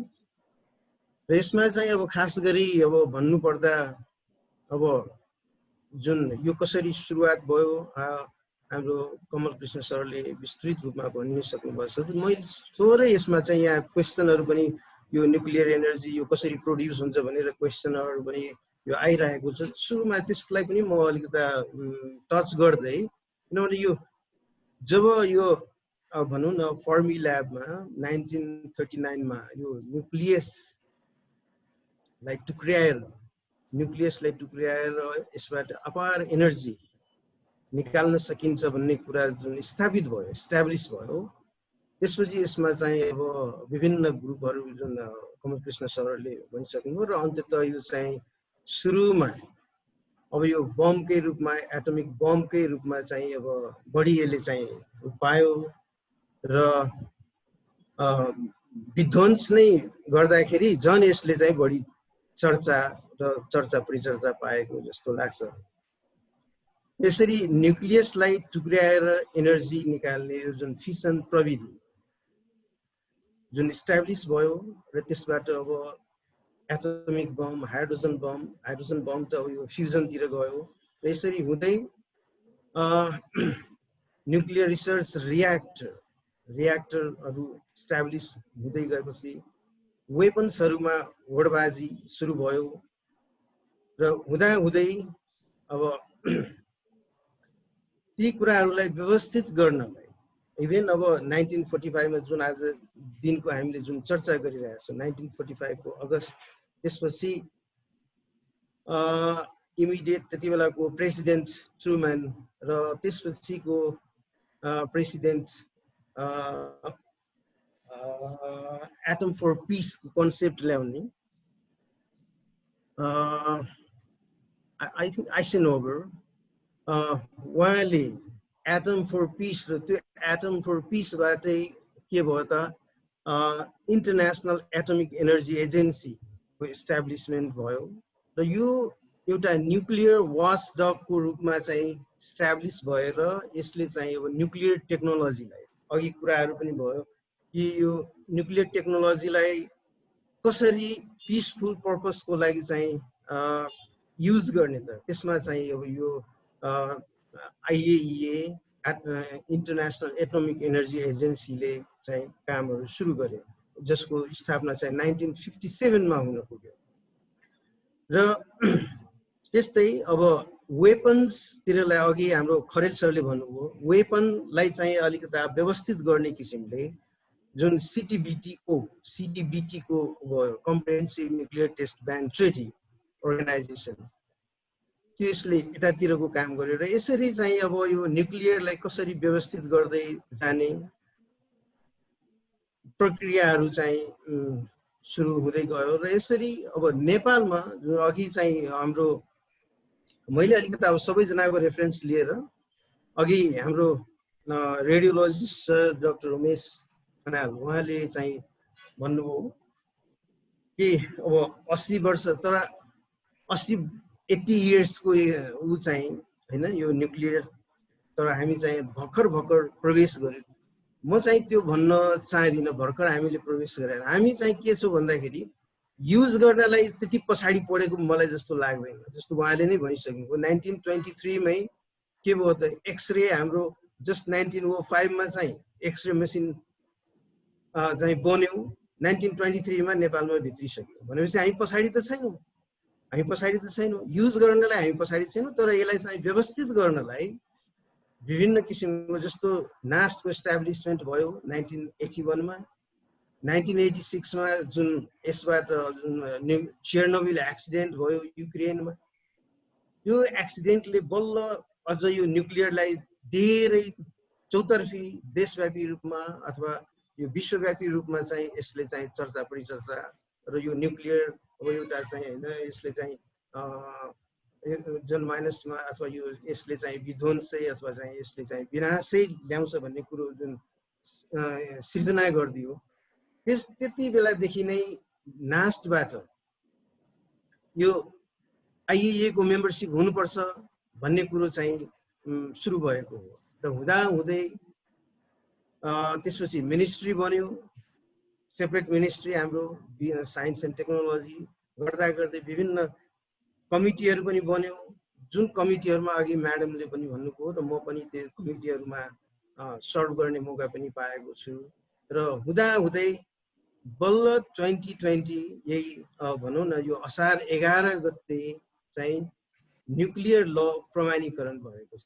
यो चाहिँ हामी यस क्षेत्रमा लाग्ने र नेपालमा चाहिँ न्युक्लियर एक्टिभिटिजलाई चाहिँ व्यवस्थित गर्नलाई जुन अब एउटा हामीले एउटा एक्ट ऐन पाएका छौँ, यो चाहिँ हामी सबैको लागि खुसीको कुरा हो र यसमा चाहिँ जसको संलग्नता छ, यो खास गरी अब यो नास्टबाटै सुरु भएको र अहिले विभिन्न सङ्घ संस्थाहरूको संलग्नता र मन्त्रालयको सहकारी र आइएए को सदस्यले गर्दाखेरि यसको चाहिँ हामी यो ल चाहिँ बनाउन सफल भएका छौँ। धेरै धेरै धन्यवाद सर, यो प्रकाश पारिदिनु भएकोमा। म अब एकैछिन होइन थोरै अब म यो अब यसमा चाहिँ अब सुरेशजीले जे भन्नुभयो टाइम छ नि, ए ठिकै छ, अब म 5 मिनटमा सक्छु। अब हामीले कार्यहरू नेपालमा अब जस्तो सबभन्दा बढी युज भनेको न्युक्लियर टेक्निक्स भनेको मेडिकल सेक्टरमै र मेडिकल सेक्टरमा अघि पनि कुरा भइसक्यो। अब त्यसलाई चाहिँ व्यवस्थित कसरी गर्ने, अब त्यसको लागि अब नियमनकारी निकायहरू गठन हुन्छ, एउटा जस्तो ऐनमै व्यवस्था गरिएको छ न्युक्लियर रिसर्च सेन्टर। अब त्यो सेन्टरको लागि पनि अब हामी निलम म्याम पनि हुनुहुन्छ त्यसमा, म पनि छु यहाँ नास्टबाट, हामी मिलेर अब त्यसलाई चाहिँ कसरी पूर्ण रूप दिने हो हामीले काम गरिरहेका छौँ मन्त्रालयसँग सहकार्य गरेर। र खास गरी अब अहिले जस्तो मैले भन्नुपर्दा जस्तो सुरुमा भनौँ न अब यति हामीले युज त गरिरहेछौँ मेडिकल सेक्टरमा, तर त्यसमा चाहिँ अब काम गर्ने रेडिएसन पर्सनेलहरूको सेफ्टी सिक्युरिटीको कुराहरूमा ध्यान अहिलेसम्म सरकारको गएको थियो। यो बल्ल हामीले यो नास्टबाट 2013-14 तिर सुरु गर्यौँ। त्यसमा आइएए को पनि सहयोग छ, हुन त अगाडि नै सुरु गरेको र पछि आइएए को ठुलो सहयोगले हामीले यसलाई चाहिँ धेरै अगाडि बढाउन सकिरहेका छौँ। यो नेसनल डोजिमेट्री प्रोग्राम भन्दाखेरि यो रेडिएसन वर्करहरूलाई अब कति रेडिएसन वर्करहरूले कति आफ्नो भनौँ न आफ्नो काम गर्दाखेरि कति डोज उहाँहरूले रिसिभ गर्दा रहेछन् त्यसको लेखाजोखा गरिदिने काम अहिलेसम्म नेपालमा भएको थिएन र त्यो कार्य हामीले सर्वप्रथम नास्टबाट यो डोजिमेट्री प्रोग्राम सञ्चालन गरेर अहिले हाम्रो करिब मोर देन 100 हस्पिटल्स हाम्रो यो डोजिमेट्री नेटवर्कमा र अराउन्ड 850 रेडिएसन वर्करहरू हाम्रो नेटवर्कमा सम्बद्ध भएर उहाँहरूले यो डोजिमेट्री सर्भिस प्राप्त गरिरहनु भएको छ र यो कार्यलाई अझ हामीले अब बढाउने हुने छौँ, किनभने सबैले अहिले यो डोजिमेट्री सर्भिस चाहिँ सबै हस्पिटलहरूमा पुग्न सकेको छैन। यसलाई चाहिँ हामी बढाउने क्रममै छौँ र यति भन्दै अब आजको समयको अभाव र विभिन्नले गर्दाखेरि मात्रै सेयर गर्ने आफ्नो मौका दिनुभएकोमा सुरेशजीलाई धन्यवाद दिन चाहन्छु। धेरै धेरै धन्यवाद सर। मैले अघि सरहरूको यो जुन इन्थुजियाजम समयलाई हामी सबैले अप्रिसिएट गरेका छौँ, किनभने यस्तो विषय हामी उठान गर्दैछौँ जसमा छलफल भएकै छैन तर गहन छलफल हुनुपर्ने, तर समयले चाहिँ हामीलाई अलिकति साथ नदिरहेको हो। हामीसँग कमल सर पनि हुनुहुन्छ। यद्यपि सरले एउटा ओभरभ्यू भन्नुभयो, उहाँ Nepal nuclear society of Nepal नुसोनको अध्यक्ष पनि हुनुभएको हुनाले र नेपालमा विशेष गरी रेडिएसन सेक्टरमा काम गर्ने या पढाइ हुने होइन, जस्तो मैले अघि पनि इन्टरनेटमा खोज्दाखेरि मेडिकल फिजिसिस्ट भनेर यो रेडिएसन रिलेटेड औँलामा गन्ने मात्र हुनुहुँदो रहेछ, 1 दर्जन पनि हुनुहुन्न रहेछ र त्यही सम्बन्धी केही क्वेरिजहरू पनि आएको छ। सरले छोटकरीमा जस्तो न्युक्लियर चाहिँ पोलिसी बनेर लागू हुनेमा पनि जुन यो न्युक्लियर सोसाइटीले जुन भूमिका खेलेको छ त्यसमा छोटकरीमा प्रकाश पारिदिनु हुन अनुरोध गर्छु। त्यसपछि हामी सम्भवतः यदि सबै पार्टिसिपेन्ट्सहरू चाहिँ चाहनुहुन्छ र समय छ र सरहरूले समय अलाउ गर्नुहुन्छ भने हामी अलिकति केही समय चाहिँ 15 मिनट 30 मिनट लामो, यो चाहिँ 3:30 भनेको हामी 4 सम्म पनि जान सक्छौँ। त्यही भएर यहाँले धैर्यतापूर्वक साथ दिनुभयो भने हामी चाहिँ यहाँहरूको प्रश्न चाहिँ आन्सर गर्नलाई चाहिँ प्रयत्न गर्नेछौँ। म पार्टिसिपेन्टलाई यही भने कमल सरलाई मैले आग्रह गरेँ सर यो हजुरको कुरा राख्नुको लागि। Thank you. मलाई फेरि सम्बोधन भएकोमा म सुरुमा के भन्न चाहन्छु भने न्युक्लियर साइन्समा आफ्नो इन्ट्रेस्टले लागि परेको हाम्रो यहाँ नेपालीहरू करिब 100 पुगेको अवस्थामा हामीले करिब 10 वर्ष अगाडि 12 वर्ष अगाडि न्युक्लियर सोसाइटी अफ नेपाल बनाउने नेटवर्क गरेँ र तर अनुसार बनाए पनि न्युक्लियर सोसाइटीको सबैभन्दा पहिलो राम्रो काम के हो भने गभर्मेन्टको ध्यान आकर्षण गरेँ कि न्युक्लियर साइन्समा हामीहरू सबैभन्दा बढी मान्छेहरू भइसके हामीलाई के व्यवस्था गर्नु पर्यो। अनि ministry of science and technology कसरी गर्ने, हामीसँग त पोलिसी छैन भन्दाखेरि त्यसपछि पोलिसी बनाउनु छ भने हामी कसरी बनाउने, हामीलाई बनाउने जिम्मेवारी दिनुहोस् भन्यो। अनि हामीले जिम्मेवारी पनि पाएँ। तर अनुरूप हामीले एउटा ड्राफ्ट सब्मिट गरेँ 2005 मा। 2007 मा गभर्मेन्ट अफ नेपालले पहिलो नेसनल न्युक्लियर पोलिसी अङ्ग्रेजी र नेपालीमा निकाल्यो। र कसैको जिज्ञासा छ भने WWE ministry of science and technology हेर्नुभयो भने 8 पेजको चाहिँ त्यहाँ डकुमेन्ट पाउनुहुन्छ इङ्ग्लिसमा नेपालीमा। र तर अनुरूप त्यसलाई लागू गर्नु पर्यो भनेर भन्दाखेरि कसरी लागू गर्ने, हामीसँग पैसा छैन भन्दाखेरि हामीले के एडभाइस गर्यो भने त्यसो भए IAEA को मेम्बर हुनुहोस् न। IAEA को मेम्बर हो भने IAEA बाट फन्ड्स पनि पाइन्छ, इक्विपमेन्ट पाइन्छ, ट्रेनिङ पाइन्छ आदि इत्यादि भन्दाखेरि धेरै मुस्किलले IAEA को मेम्बर भएँ। र IAEA मेम्बर भएको लगत्तै IAEA ले नेपालमा नयाँ मेम्बरलाई ध्यान दिएर सुरुमै $6 मिलियन बराबरको चाहिँ यहाँ 10-12 वटा प्रोजेक्ट दियो। र अहिले चाहिँ करिब 200 जना हाम्रो वैज्ञानिकहरू यो प्रोजेक्टहरूमा व्यस्त छन्।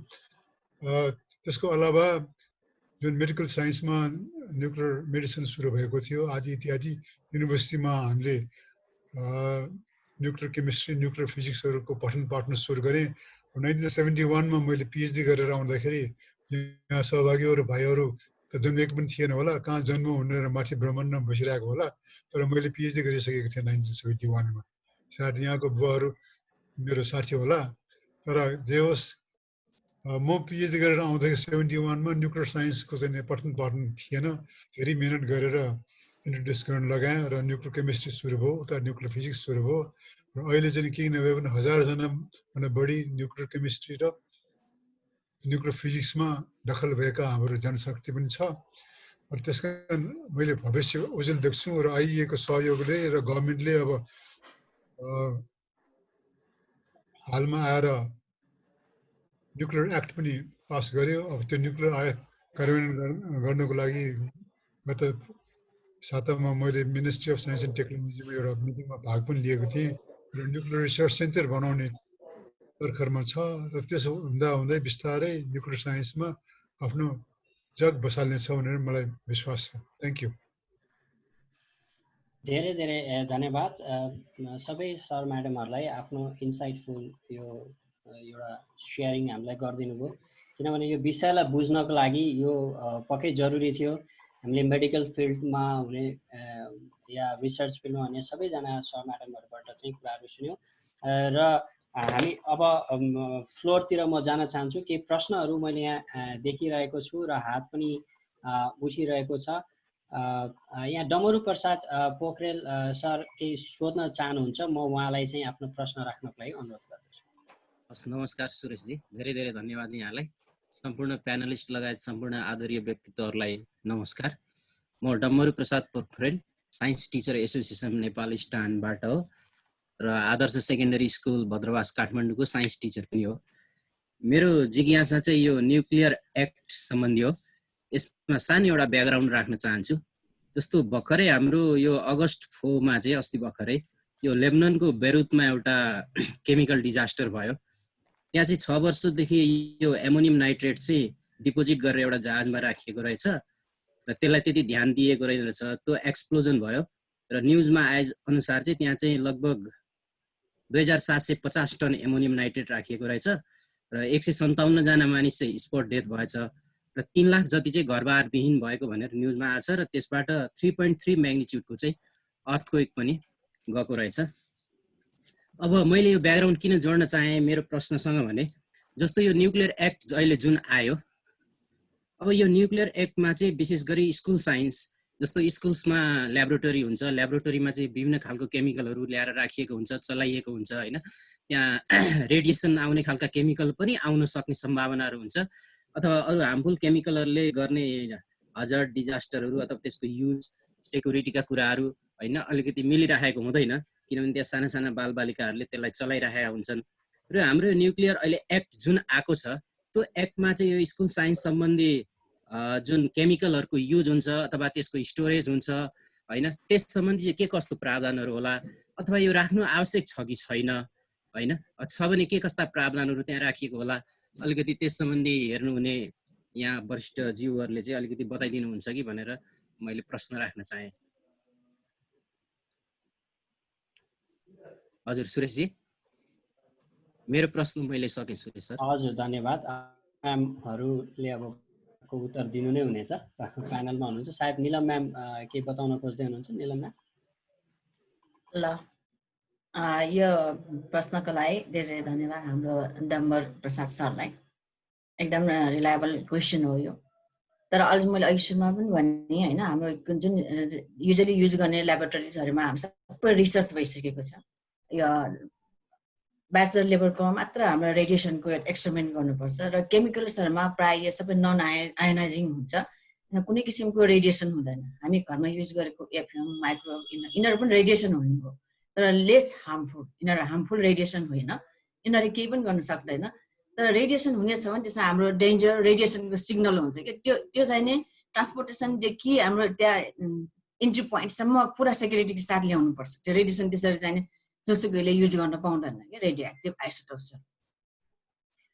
एउटा कुरा आन्सर त्यो भयो है। तपाईँले हामीले युज गर्ने नर्मली यो नेपालको चाहिँ रिसर्च ल्याबहरू सबैमा हामीले हेरेको हो, रिसर्च गरेर त्यसको हाम्रो बुक पनि पब्लिस भइसकेको भन्छ यहाँ योमा रेडियो आइसोटोप यति युज हुन्छ भनेर हाम्रो राजा सरहरूले उहाँहरूले गर्नुभएको हो। अनि अर्को छ हाम्रो जुन यो अब यो बिल पास भएकोमा चाहिँ नि स्कुल लेभलमा यसमा चाहिँ के छ अथवा यसको सेक्युरिटी सम्बन्धी कस्तो किसिमको छ भने यो जुन बिल छ हाम्रो यो बिल चाहिँ अहिले हामी रेडिएसन उपयोग र नियमन कसरी गर्ने भनेर अहिलेसम्म हाम्रो यहाँ रेडिएसन न्युक्लियर ल्याबहरू रिसर्च ल्याबहरू केही पनि छैन न्युक्लियर सम्बन्धी। तर अब हाम्रो मेडिसिनमा हामी जेनरली मोस्ट चाहिँ हामीले मेडिसिनमा युज गर्छौँ। यो उहाँ डक्टरले पनि भन्नुभयो एक्सरेमा भनेर, उहाँले भने एक्सरे बाहेक यो cancer therapy radiotherapy mostly use चाहिँ अहिले उहाँ बुद्ध सरले भने चाहिँ टेक्टिनियम 99 यो कमन न्युक्लियर आइसोटोप्स हो कि। अहिले हाम्रो यस्तो किसिमको भने चाहिँ यसैको लागि फोकस गरेर आर्टिफिसियल आइसोटोप्सहरू बनाउने हाम्रो चाहिँ नि योजना हो आर्टिफिसियल। त्यसमा चाहिँ नि पुरा सेक्युरिटीको साथ यसमा अब कस्तो किसिमको मान्छे त्यसमा काम गर्नुपर्छ, स्किल म्यान पावर, कहाँबाट एक्सपर्टिज आउँछ, यो ढुवानी कसरी गर्ने, यसलाई डिस्पोजल कसरी गर्ने, यो सम्बन्धी बिल पास भएको। यो सम्बन्धी यो कहाँ राख्ने, कसैले ह्यान्डल गर्ने, यो सम्बन्धी बिल हो हाम्रो। यसमा यदि कसैले मिस्टेक भयो, एक्सिडेन्ट भयो भने यसको कम्पेन्सेसन कहाँ दिने, सबै किसिमको यो चाहिँ बिल हाम्रो लजर एक्ट 4 मा भर्खर पास भएको है। त्यसमा यो चाहिँ पास भएको छ। अब भर्खर सुरु भएको हो हाम्रो। अब सुरु भयो भने मान्छे अब म एउटा न्युक्लियर पावर प्लान्ट राख्छु भन्नु सपोज, हामीलाई त चाहिँदैन है भन्न चाहिँ हाम्रो हाइड्रो इलेक्ट्रिसिटी नै हामीले युज गर्न सकेको छैन भने हामी पावर प्लान्टको त सपनै देख्दैन मैले तुरुन्तै। न्युक्लियर वेपन त झन् हाम्रो त्यो हामीसँग त क्षमतै छैन कि न्युक्लियर वेपन बनाउनु। र अरू बाहिरबाटको जुन बनाएको न्युक्लियर पावर प्लान्ट इभन बङ्गलादेशमा पनि छ, इन्डियामा त प्रायः धेरै जस्तो नै भइसकेको छ। इन्डिया त one of the strong country नै भइसक्यो, चाइनासँग कम्पेयर भइसक्यो इन्डिया। त्यसमा नजिकको बङ्गलादेशमा पनि छ, इन्डियामा पनि छ। यिनीहरूको रेडिएसन आयो भने के हाम्रो कस्तो किसिमको कम्पेन्सेसन हुन्छ कि यो इन्टरनेसनल लले हेर्छ कि यसमा चाहिँ हाम्रो नेपालभरि मात्र नेपालको लहरू त्यसमा जम्मै कम्पेन्सेसन दिने, यसलाई यसो गर्ने सबै किसिमको त्यो लहरू हाम्रो भर्खर पास भएको छ। त्यसमा भने 1 देखि 44 पेजसम्म छ, पुरा डिटेलमा छ। तर बाहिरको ललाई यसले छुँदैन, बाहिरकोलाई हामीले केही गर्नु पनि सक्दैनौँ र यसमा हामी इन्टरनेसनल लमा या IAEA भन्दा जान्छ, गाइडलाइन्सहरू सबै फलो गर्नुपर्ने हुन्छ है। त्यो चाहिँ हाम्रो ल सम्बन्धी भयो। अब त्यो यो भयो। अब अर्को चाहिँ के गर्नुभयो त्यो उहाँले के सोध्नुभयो थियो, तर धेरै जस्तो मैले भनिहालेँ मेडिसिन युजमा हामी मोस्टली सबैले नेग्लिजेन्सली युज गरिरहेको छ रेडियो आइसोटोप्सहरू हो। यो चाहिँ एकदम हार्मफुल रेडिएसन हामी डोजिमेटर भनेर उहाँले मेजर गर्दै हुन्छ। रेडिएसन हामी कति रिसिभ गरेर त्यो गर्ने हाम्रो डोजिमेटर मात्रै हो, तर यसको रेट मेजर गर्ने अरू यो हाम्रो यो GM काउन्टरहरू अरू डिभाइसहरू पनि छ। यसको रेट कसरी यसले फ्लो गर्छ यो रेट पनि हामीले मेजर गर्न सक्छौँ। अब यसले एउटा पार्टिकल छ भने यसले रेडिएसन कति इमिट गर्छ त, त्यो चाहिँ हामीसँग डिभाइसहरू पनि छ। अब कति हामीले रिसिभ मैले चाहिँ राख्न खोजेको नि म्याम, जस्तो यो लले एक्टले जुन बिल छ यसले चाहिँ यो रेडिएसन बाहेकका अरू केमिकल डिजास्टरहरू सम्बन्धी यसले केही छैन। केमिकल डिजास्टरमा कुनै पनि किसिमको छैन। जस्तो अहिले मैले एक्जाम्पल दिएँ नि, जस्तो अहिले एक्सप्लोजन भयो नि अस्ति भर्खरै, त्यस्तै मानिलिनु स्कुलको ल्याब अथवा कुनै पनि ल्याबमा हुन सक्ने सम्भावना त रहन सक्छ। हुन्छ डेफिनेटली भइहाल्छ त्यो। यो यसको लागि हाम्रो साइन्सको लजहरू नै छ नि, तपाईँको केमिकल्सको छ, सबै किसिमको लजहरू छ। तर न्युक्लियर लजमा केमिकल सम्बन्धी कुनै पनि छैन। युरेनियम खालि न्युक्लियस आइसोटोप्स, न्युक्लियर रेडिएसन, डिफिनेसनहरू सबै छ, कुन पर्छ भनेर पुरा डिफिनेसन पनि छ। कुनै अब एउटा स्कुलले मानिलिउँ, अब स्कुलमा पनि थोरै कोर्स त छ रेडिएसन, जस्तो एक्सरेकै कुराहरू छ होइन, अरू फ्युजनका कुराहरू छ। केही प्र्याक्टिकल गर्छु भनेर त्यस्तो केही रेडिएसन सम्बन्धी मेटेरियल उसले ल्याउन चाह्यो भने यो लले के भन्छ त? यो लसँग पर्मिसन लिनुपर्छ गभर्मेन्टसँग। तपाईँले अब रेडियो एक्टिभ हाम्रो अहिले भनिहाल्ने ल्याबमा अहिले छ, स्कुलमा चाहिँ त्यो छैन। हाम्रो ब्याचलर ल्याबमा अहिले युज गरिरहेको छ फर्स्ट इयरको, सेकेन्ड इयरको, थर्ड इयरको स्टुडेन्टहरूले। त्यो पनि पढ्नुपर्छ, फ्युजन कसरी हुन्छ, nuclear power plant, energy generate कसरी गर्ने यो पावर प्लान्टबाट, न्युक्लियर रियाक्टर के हो, यो सबै थ्योरी पनि ब्याचलर लेभलमा छ र प्र्याक्टिकल पनि ब्याचलर लेभलमा छ र उनीहरूले केयरफुल्ली ह्यान्डल गर्छन् भने स्कुल लेभलले यो रेडियो आइसोटोप्सहरू ह्यान्डल गर्न सकिँदैन बच्चाहरूले। किनकि हामीसँग मोनिटर गर्ने कुनै किसिमको म्यान्डेटरीहरू छैन होइन। तपाईँले जसले पनि ह्यान्डल गर्ने त्यस्तो चाहिँ रिस्क छ क्या। यसको चाहिँ यो पुरै कभर गर्ने रुम हुनुपर्छ, त्यो रेडियो आइसोटोप भएको रुमहरू। हजुर धन्यवाद प्रश्नको लागि। अनि निलम म्यामलाई धेरै धेरै धन्यवाद। कमल सर केही बताउन खोज्दै हुनुहुन्छ? यहाँ सबैको बेनिफिटको लागि म एउटा के जोड्न चाहन्छु भने हाम्रो न्युक्लियर साइन्सको जार्गनमा सिक्युरिटी, न्युक्लियर सेक्युरिटी भन्ने एउटा असाध्यै महत्त्वपूर्ण वर्ड छ। र न्युक्लियर सेक्युरिटी भनेको के भने कुनै पनि हाइली रेडियोएक्टिभ सब्सटेन्स जस्तै कोबाल्ट-60 सोर्सहरू हाम्रो 4वटा हस्पिटलमा छ, भक्तपुरमा, वीर हस्पिटलमा, पोखरामा, मणिपालमा र भरतपुरमा छ। त्यहाँ चाहिँ नि हामी कोबाल्ट-60 गामा थेरापी युज गर्छौँ र त्यहाँ चाहिँ नि हाइली रेडियोएक्टिभ सोर्सेस छ जसको biological half life 12 years or more छ। यसको लागि special security nuclear society America र ब्रिटेनसँग मिलेर स्पेसल सिक्युरिटी बनाइदिएको छ उहाँहरूको लागि, ताकि त्यसको युज नहोस् र त्यसलाई चाहिँ चोरेर नलगोस्। र एउटा अर्को एउटा न्युक्लियर साइन्समा एउटा जार्गन छ डर्टी बम भन्ने, डर्टी बम नबनाओस्, चोरेर लगेर डर्टी बम नहोस्, टेरोरिजम नगरोस् भनेर त्यस्तो सिक्युरिटीको प्रावधान हामीले गरिदिएको छौँ र नेपाल गभर्मेन्टले गरिदिएको छ 4वटा हस्पिटलमा। अरू हस्पिटल पनि अब अनिवार्य भइसक्यो सिक्युरिटीको लागि। धेरै धेरै धन्यवाद सर। हामीसँग अलि समयको पाबन्दीले गर्दाखेरि वेद काफले टोकियोबाट हामीसँग जोडिनु भएको छ। उहाँ आइसिटीको क्षेत्रमा काम गर्नुहुन्छ र धेरै पटक हिरोसिमा र नागासाकी पनि उहाँले भ्रमण गरिसक्नु भएको छ। उहाँको केही प्रश्नहरू छन् हाम्रो प्यानलिस्टमा। वेद काफलेज्यू, तपाईँ आफ्नो प्रश्न राख्न सक्नुहुन्छ। हजुर धेरै धेरै धन्यवाद। मेरो नाम वेद काफले हो, क्षेत्र चाहिँ आइसिटी हो, तर यो न्युक्लियर सम्बन्धी अलिक चाख राख्ने गर्दछु र यो हिरोसिमा नागासाकीको भ्रमण लगायत यहाँ फुकुशिमामा भएको डिजास्टरलाई पनि नजिकबाट निहालेर यो डिजास्टर हुँदा चाहिँ यस्तो धनी देश जापान, यस्तो संयम देशले पनि यसलाई चाहिँ व्यवस्थापन गर्न साह्रै गाह्रो पर्दो रहेछ। अब हाम्रो छिमेकी देशहरूमा पनि छन् र यसको प्रभाव चाहिँ पछिसम्म पर्दो रहेछ भन्ने कुरो थाहा भएर अब यो कार्यक्रम मलाई गणेश सरले जानकारी दिनुभयो र सहभागी हुने मौका पाएँ। आयोजक साथीहरूलाई धन्यवाद, सरहरूलाई धेरै धेरै धन्यवाद जानकारीमूलक प्रस्तुतिका लागि। मेरो प्रश्न चाहिँ के भनेदेखि जस्तै हामीसँग युरेनियम छ अब यो युरेनियम चाहिँ मार्केटिङ गरेर हाम्रो आर्थिक अवस्था पनि राम्रो हुन्छ भने योसँग सम्बन्धित प्राविधिक कुराहरू हामी आफै सक्षम हुनको लागि अब तालिम अध्ययनको कुरा होला अथवा यसको व्यवस्थापन सम्बन्धी कुरा होला, यसको पोलिसी सम्बन्धी कुरा होला, यसमा के कस्तो छलफल भएको छ एउटा प्रश्न भयो। अर्को प्रश्न चाहिँ मलाई बुझ्न मन लाग्यो, अघि निलम म्यामले भन्नुभयो हामीसँग इक्विपमेन्टहरू छन् न्युक्लियर पावर अथवा जे भन्नु आणविक कुराहरूको एक्सपेरिमेन्ट अध्ययन पनि गर्न सक्छौँ। यो कसरी कस्तो के हुन्छ एक्सपेरिमेन्टमा, के पढ्छौँ, कसरी गर्छौँ, विद्यार्थीले त्यति पढिसकेपछि कतिको नलेज हुन्छ?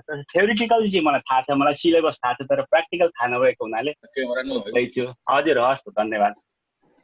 धेरै धेरै धन्यवाद। प्रश्न सम्भवतः यहाँको प्रश्न हाम्रो बुद्धराम सर तर्फ र निलम म्याम तर्फ केन्द्रित छ जस्तो लाग्छ। बुद्ध सर, उहाँको पहिलो जिज्ञासाको लागि चाहिँ म चाहिँ भन्न तयार छु। पहिलो जिज्ञासा उहाँको थियो त्यो युरेनियम सम्बन्धी। त्यसमा चाहिँ के रहेछ भन्दाखेरि हाम्रो IAEA को एउटा प्रोजेक्ट छ मिनिस्ट्री र प्लस हाम्रो department of mines and geology. Department of mines and जियोलोजीले यसमा चाहिँ न्युक्लियर एक्सप्लोरेसन सम्बन्धी चाहिँ कामहरू धेरै अगाडि बढाइसकेका छन्। जस्तो यो अघि पनि कुरा भएको थियो, यो लोमान्थाङ यो मुस्ताङ यिनीहरूमा चाहिँ जुन अलिकता हाई एक्टिभिटी युरेनियमको हाई एक्टिभिटी देखिएको छ, ती सबै त्यही प्रोजेक्टबाट यो कामहरू चाहिँ धेरै अगाडि बढिसकेको छ र अब उहाँहरूको चाहिँ अब अर्को फेजमा हुनुहुन्छ। अब कतिको छ त्यसलाई चाहिँ अब प्रोसेस अब यसलाई चाहिँ म्यानेज गर्नलाई कसरी अगाडि बढ्ने भन्दाखेरि बल्ल हाम्रो अब ल आएको छ र मलाई लाग्छ अब यो लले चाहिँ अब यो यसलाई चाहिँ अब कसरी अगाडि बढाउने मार्ग प्रशस्त गर्छ होला। अनि अर्को प्रश्नको लागि चाहिँ अब कसलाई भन्नुभएको छ सुरेशजी? निलम म्याम तर्फ जाउँ होला। निलम म्यामलाई उहाँले भन्नुभयो थ्योरिटिकल त थाहा छ, प्र्याक्टिकल भन्नुभयो। प्र्याक्टिकल हामीहरू जेनरली अब सिम्पल एक्सपेरिमेन्ट हो, यो GM काउन्टर ट्युब हामी युज गर्छौँ, जसमा हाम्रो बिटा सोर्स युज गरिन्छ। यसमा चाहिँ नि यो सोर्सले हामी रेट अफ डिके अथवा रेट अफ हाम्रो इमिसन यो काउन्टर लिएर तपाईँ अब यही मेरो कोठामा तपाईँले आफ्नै कोठामा चाहिँ नि हाम्रो रेडिएसनहरू के आइरहेको छ त डिटेक्ट गर्न सकिन्छ।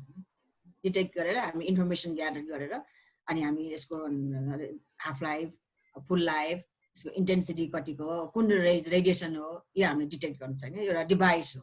हामी जेनरली युज गर्ने अहिलेसम्म यहाँ GM काउन्टरमा मात्र छ भनेर हाम्रो जुन राज सरहरूको सर्वे गरेर पब्लिस गर्नुभएको छ, यही मात्र एउटा युज भइरहेको छ कि GM काउन्टर डिभाइस मात्र हो। अहिले त सानो पोर्टेबल, पहिला त GM काउन्टर एउटा पुरा सेट एकदम हेभी राम्रो थियो, अहिले सानो एउटा भोल्टमिटर एमिटर जस्तो सानो डिभाइस छ कि पोर्टेबल, हामी कहीँ पनि लिएर जाने यो रेडिएसन यहाँ छ कि छैन, त्यो ठाउँमा कुन रेडिएसन छ, त्यहाँ युरेनियम हो कि त्यहाँ छैन, कोबाल्ट हो कि टेक्टिनियम हो कि कुन हो, हामी डिटेक्ट गर्न सक्छौँ। एउटा डिभाइस डिटेक्ट गर्छ।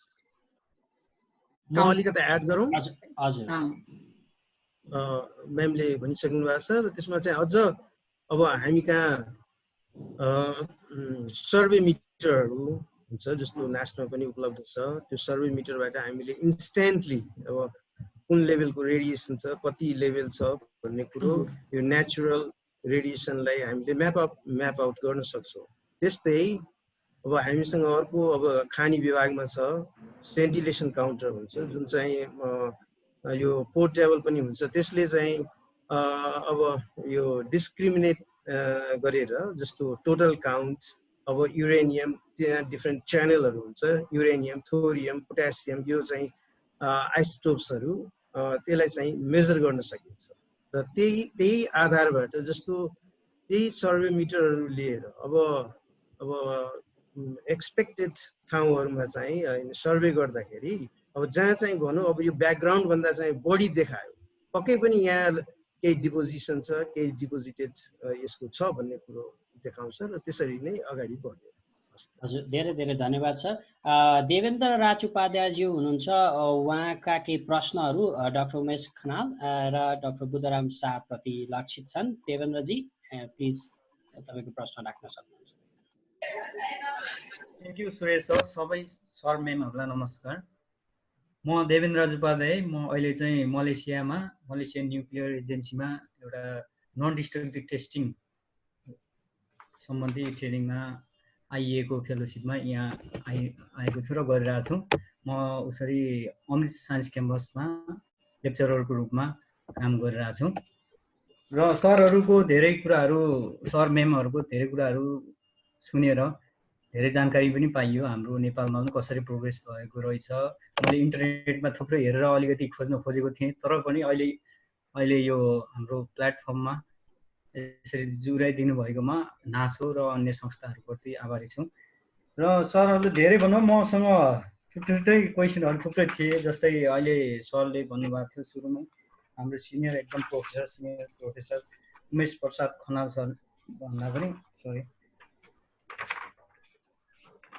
हाम्रो कृष्ण सर, कमल कृष्ण श्रेष्ठ सरले भन्नुभयो, प्रोफेसर डक्टर हुनुहुन्छ कि के, जस्तै हाम्रो न्युक्लियर सोसाइटीले कस्तो कामहरू गरिरहेछ सरले भन्नुभयो। थुप्रै रिसर्च भइरहेछ, थुप्रै ग्रान्टहरू हामीले आइएको कोलाबोरेसनमा थुप्रै कामहरू गरिरहेको छौँ।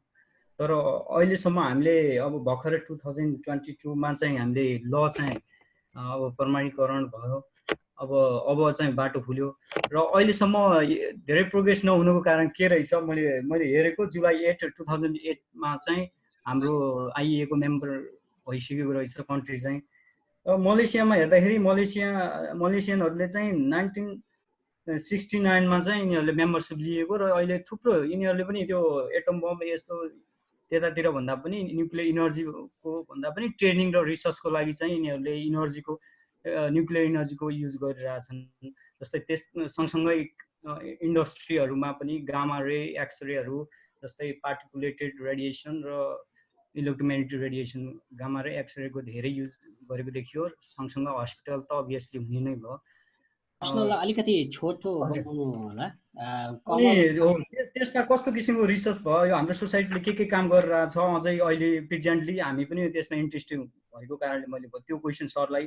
र अर्को क्वेसन चाहिँ मलाई सोध्न मन लागेको डक्टर उमेश प्रसाद खनाल सरलाई। उहाँले चाहिँ अब जस्तै एक्सरेहरू हामी फ्रिक्वेन्टली युज गर्छौँ भन्नुभएको छ, त्यसमा चाहिँ हस्पिटल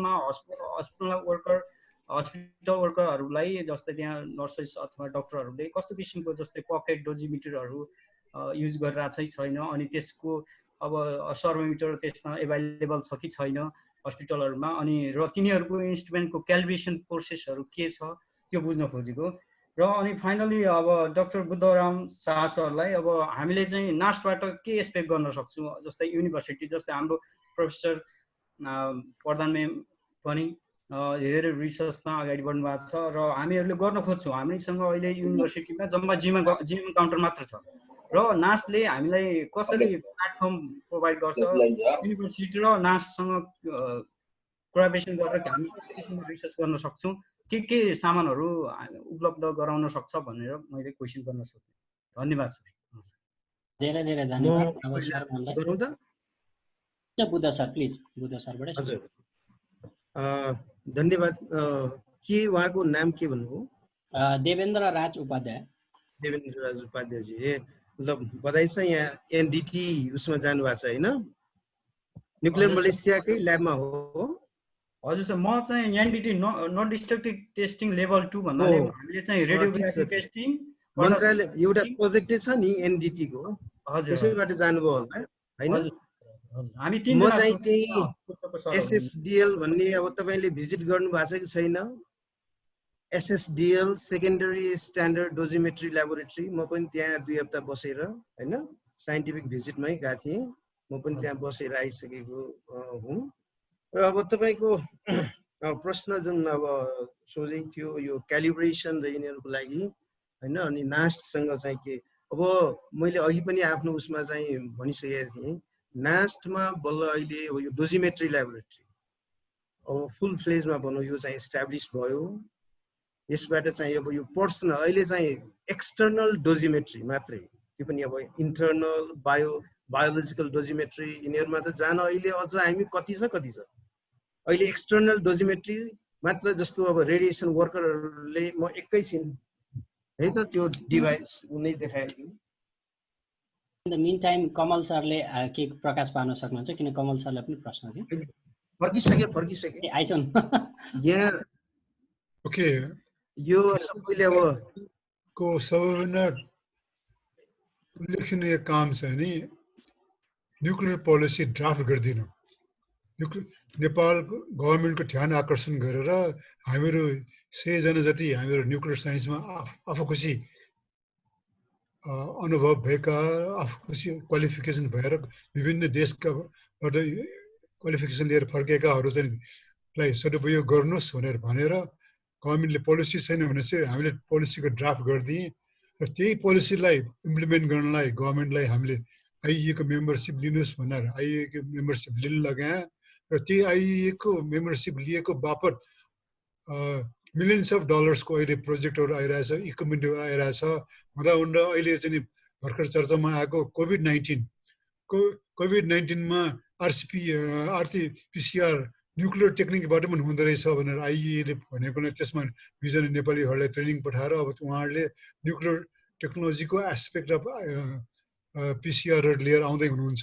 त्यस गरेर हामीले गभर्मेन्ट होल नेपालमा जागरण गरिदिए र अनुसन्धानको हिसाबमा transfer of radio activity from soil to plant भन्ने एउटा प्रोजेक्ट गरिदिएको थिएँ र त्यस्तै हामीले number of radio isotopes in different parts of Nepal in colleges hospitals etcetera भनेर रिपोर्ट बनाइदिएको थिएँ र त्यसपछि environmental radio activity of the capital of Nepal Kathmandu valley भनेर एउटा इन्भाइरोमेन्टल रेडियो एक्टिभिटी 119वटा ठाउँमा गएर स्यान्ड वाटर मड प्लान्ट्सहरू कलेक्ट गरेर सबै को आधारमा हामीले एउटा म्याप ड्र गरेर this is the environmental radio active map of Nepal भनेर 3वटा उल्लेखनीय काम गरिदिएको छु।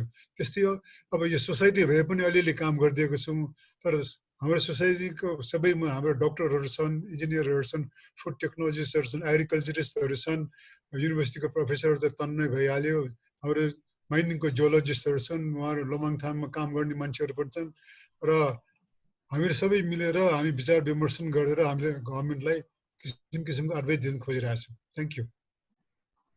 Buddha sir please. हजुर, मैले अघि अवधि सेयर गर्दै थिएँ। अहिले खास गरी अब हाम्रो देवेन्द्रजीले जुन भन्नुभयो, अब हस्पिटलहरूमा त्यो पकेट डोजिमिटर यताउति यिनीहरू अब त्यो के छ, कहाँ कहाँ युज भइरहेको छ, अब त्यसबारे त मलाई पनि त्यति जानकारी भएन। अहिले हामीले जुन अब भनौँ न यो 2016 बाट यो सुरु भएको यो सर्भिस अहिले अघि नै पनि मैले भनिसकेँ।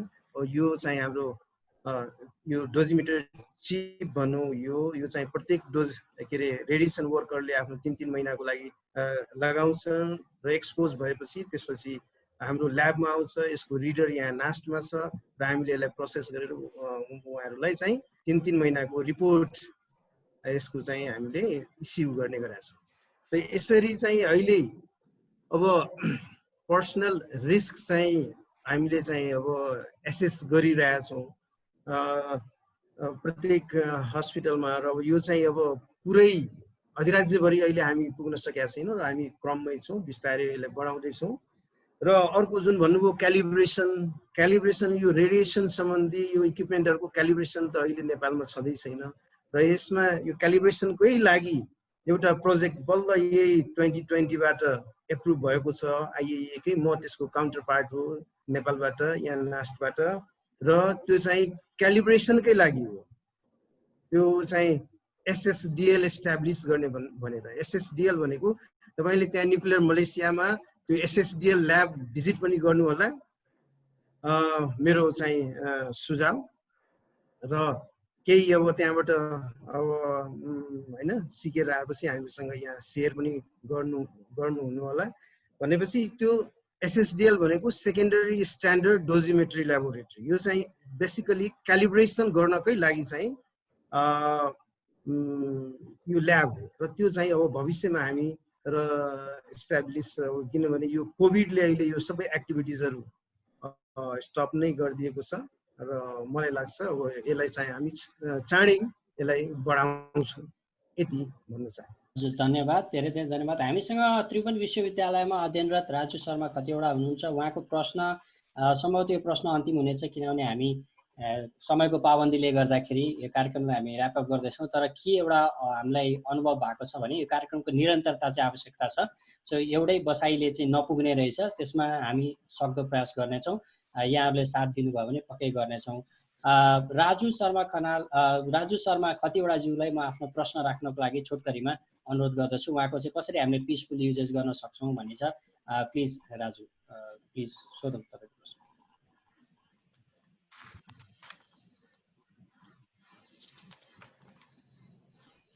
राजु खनालज्यू आफ्नो प्रश्न राख्न सक्नुहुन्छ।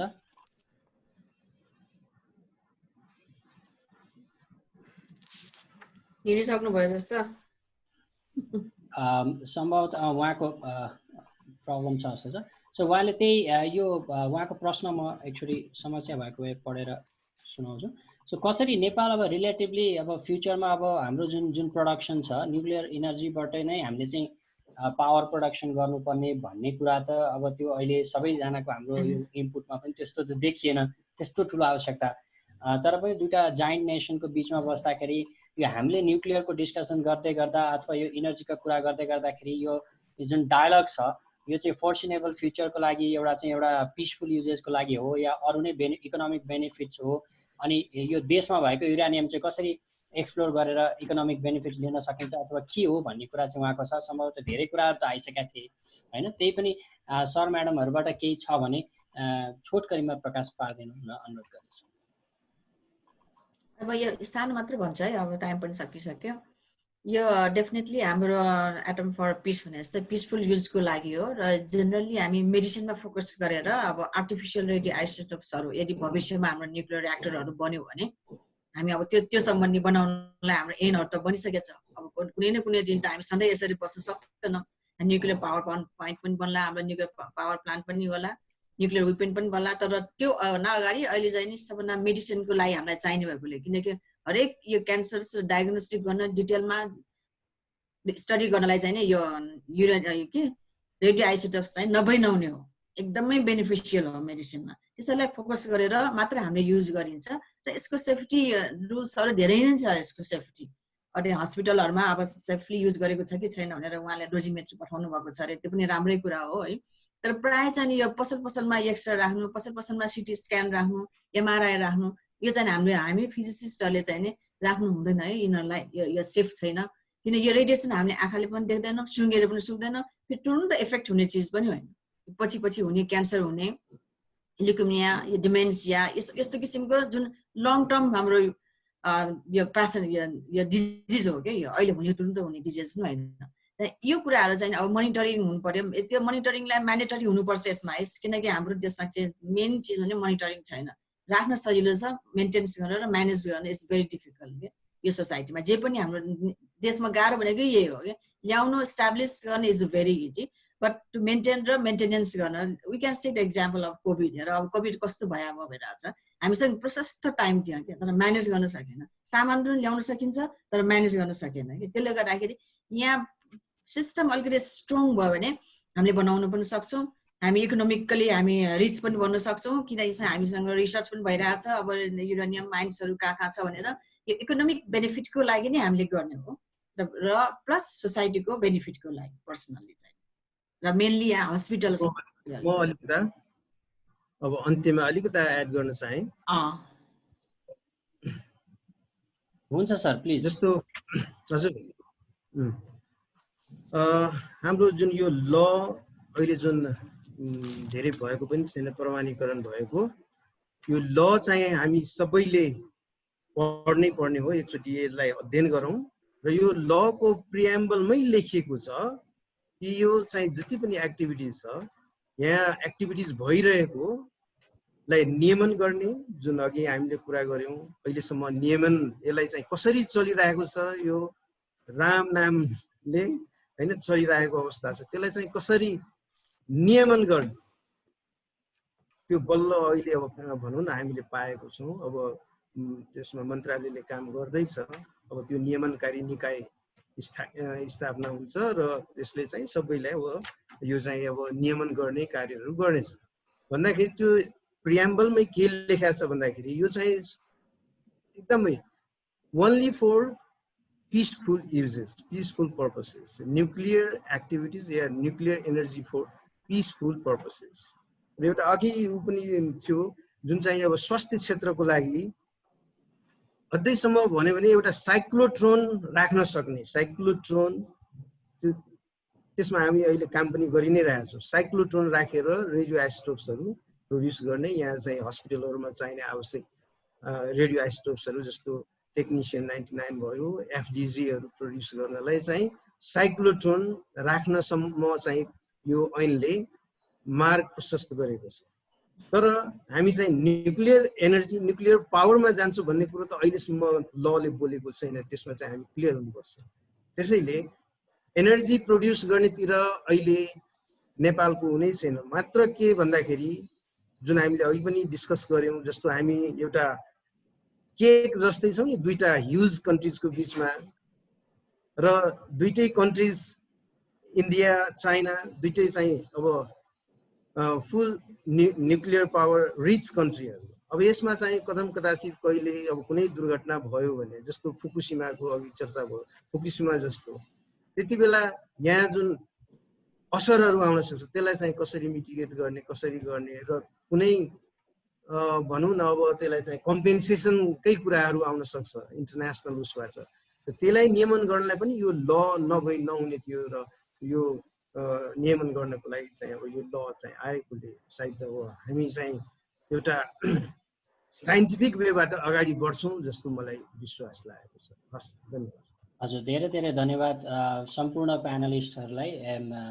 धेरैजनासँग अझै केही प्रश्नहरू हुन सक्छन्, यहाँहरूले इमेल पठाउनु होला। र म गणेश सरसँग, हाम्रो अध्यक्षज्यू, नेपाल रसिया साइन्स सोसाइटीका अध्यक्ष, पूर्व विज्ञान मन्त्री तथा नास्टका एम्बेसडर पनि हुनुहुन्छ, र एकदमै इन्करेजिङ पर्सनालिटी, उहाँसँग छलफल गरेर हामी अर्को सिरिज, यो सिरिज 1 भयो भने अर्को एउटा यसैको फलोअप पनि गर्नलाई प्रयत्न गर्नेछु, र सबै सर म्याडमको समय पनि मिलाएर अर्को इभेन्ट राख्नलाई सम्भव भएसम्म प्रयत्न गरौँला। र त्यतिखेर हामी थप अझै छलफल यसलाई पार्ट 2 गरेर गर्न सक्छौँ। यहाँहरू नै आउनुभयो भने के हुन्छ भने त्यसमा पार्ट 2 को लेभलको छलफल हामीले गर्न सक्छौँ। एक लेभलको अन्डरस्ट्यान्डिङ आज बन्यो होला भन्ने अनुमान लिएको छु। र सम्पूर्ण सर म्याडमहरूलाई यहाँहरूको भ्यालुएबल टाइमको लागि, यो अमूल्य समयको लागि धेरै धेरै धन्यवाद दिन चाहन्छु। र जो पार्टिसिपेन्ट्सहरू आउनु भएको छ देश विदेशबाट, किन प्रविधिले गर्दाखेरि जोडिनलाई जुन मौका मिलेको छ, कोही मलेसियामा हुनुहुन्छ, कोही जापानमा हुनुहुन्छ, नेपालका विभिन्न प्रदेशमा हुनुहुन्छ। म देखिरहेका छु धेरैजना शिक्षक साथीहरू, अग्रज आदरणीय शिक्षकहरू जुन लामो समय बस्नु भएको छ, उहाँहरू पनि यहाँ हुनुहुन्छ। म सुरेश ढुङ्गेल सरलाई पनि देख्दैछु यहाँ, होइन, नासबाट हुनुहुन्छ, र थुप्रैजना हुनुहुन्छ। सबैले मैले भन्नलाई छुटाएँ होला, त्यसको लागि माफी चाहन्छु, किनभने सानो प्रयास हो। र एउटै उद्देश्य के हो भने ज्ञान कसरी बाँड्ने र एउटा कमन प्लेटफर्म कसरी बनाउने भन्ने हो। त्यसमा सबैले साथ दिनुभयो, त्यसको लागि धेरै धेरै धन्यवाद। म अध्यक्षज्यूलाई कन्क्लुड गर्नलाई भन्थेँ। अध्यक्षज्यू म देख्दिनँ यहाँ, सायद उहाँ अर्कै मिटिङमा जानुभयो कि डिस्कनेक्ट हुनुभयो, प्रविधिको अर्को पक्ष फेरि थियो है। र सम्पूर्ण यहाँ प्यानलिस्टहरूलाई यदि अझै के छोटोमा यहाँहरूको केही यो कार्यक्रम सम्बन्धी या हाम्रो अडियन्सलाई यहाँहरूबाट केही मेसेज छ भने हामी यो 4 बजेलाई ऱ्यापअप गर्ने गरी 6 जना प्यानलिस्ट हुनुहुन्छ। एक मिनटमा हजुरहरूसँग केही कुरा छ भने प्लिज राखिदिनु भयो हुन्छ। एक मिनट नबढाइकन अनुरोध गरेँ, अनि हामी कार्यक्रम अन्त्य गर्नेछौँ। Thank you Bhadraji. म 1 मिनट लिन चाहन्छु। यो मौका छोपेर म के भन्छ भने न्युक्लियर सोसाइटी निकट भविष्यमा रिअर्गनाइज हुँदैछ र तपाईँहरू मेम्बर हुनुहोला भनेर म आह्वान गर्छु। र हाम्रो minimum qualification MSc with nuclear science कुनै किसिमको कोर्स गरेको हुनुपर्छ। Thank you. मेरो मात्र सुझाव के छ भने जो हाम्रो न्युक्लियर एक्ट अहिले आएको छ त्यो एक्टको अब कतिपय प्रावधान त त्यो अलिक पोलिसी लेभल लङ टर्मवाला पनि छन् है। सर्ट टर्म र मिडियम टर्मको चाहिँ मिनिस्ट्रीले एउटा एक्सन प्लान बनाएर अगाडि बढ्नु पर्यो बनाउने, कानुन भएकै भई हुने, कार्यान्वयन चाहिँ डिकेडसम्म नहुने, त्यसले चाहिँ भोलि झन् अर्को किसिमको असर पर्न सक्ने हुनाले त्यसमा अलिक ध्यान दिनु पर्ला जस्तो लाग्छ। Thank you. मेरो 1 मिनट चाहिने म्याम सरको हो ल, मेरो 1 मिनटमा है त बुद्ध सरले भन्नुभयो क्या। सुन्नु भएन बुद्ध सर अनम्युट गर्नुभयो अन गर्नुपर्ने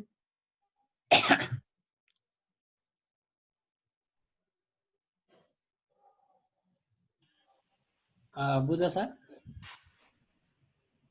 बुद्ध सरले अनम्युट गर्नु भएन ल मै भन्छु है त जस्ट लास्ट अब रिसर्च सेन्टरमा भएको फ्याकल्टीको हिसाबले हैन I am the one of the faculty member in research centre of Tribhuvan university one of the recognize research centre पनि हो यसमा अब न्युक्लियर एक्ट पनि बनिसकेको छ यदि हजुर कसैको कुनै किसिमको आइडियाहरू छ भनेदेखि त्यो आइडियाहरू लिएर प्रपोजल लिएर रिसर्च सेन्टरमा हाम्रो कोलाबोरेटिभ वर्क गर्न सकिन्छ त्यहाँ एउटा ल्याब पनि छ हामीसँग त्यो कोलाबोरेटिभ वर्कको लागि स्कुल लेभलदेखि कलेज लेभलसम्म अथवा हाम्रो पिएचडी मास्टर थेसिस कुनै पनि काम न्युक्लियर सम्बन्धी हामीले यो किसिमको गर्न सकिन्छ यसमा यस्तो प्रपोजल लिएर आउन सक्नुहुन्छ त्यो प्रपोजललाई हामी यसमा चाहिँ मैले पनि सहयोग गर्छु यसको लागि चाहिँ म अहिले नै आह्वान गर्छु proposals are open for to research nuclear अहिले उहाँहरू कमल सरले भने जस्तै कोभिडको लागि पनि हाम्रो न्युक्लियर डायग्नोसिस किन न्युक्लियर रेडिएसन भनेको एउटा डायग्नोसिस टुल हो अथवा थेरापी पनि हो ट्रिटमेन्ट पनि गर्न सकिन्छ क्या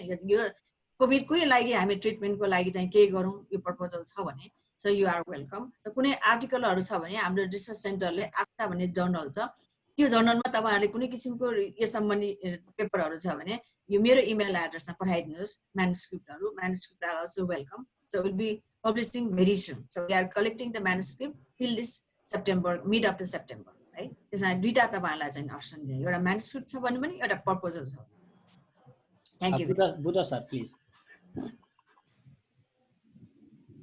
हजुर अघि खरेल सरले जुन भन्नु त्यसमा चाहिँ त्यसैमा मैले जोड्न चाहेँ अब म पनि एउटा त्यहाँ त्यसको कमिटीमा भएकोले कामहरू वास्तवमा अगाडि एकदमै बढिसकेको छ अब जस्तो यो न्युक्लियर रिसर्च सेन्टर इस्टाब्लिस गर्ने एउटा कमिटी तयार भइसकेको छ युनिभर्सिटी नास्ट अनि अरू रिलेभेन्ट संस्थाहरूबाट चाहिँ एउटा कमिटी बनाएको छ 5 सदस्य कति 5-7 सदस्य र यो कार्यहरू चाहिँ अगाडि बढिसकेको छ सर मन्त्रालयले एकदमै यसलाई चाहिँ इफेक्टिभ र यो प्रायोरिटीमा लिएर चाहिँ अगाडि बढिरहेको जस्तो लाग्छ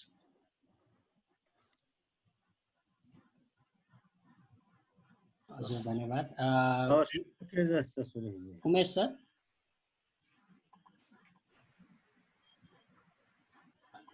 डाक्टर उमेश प्रसाद खनाल सर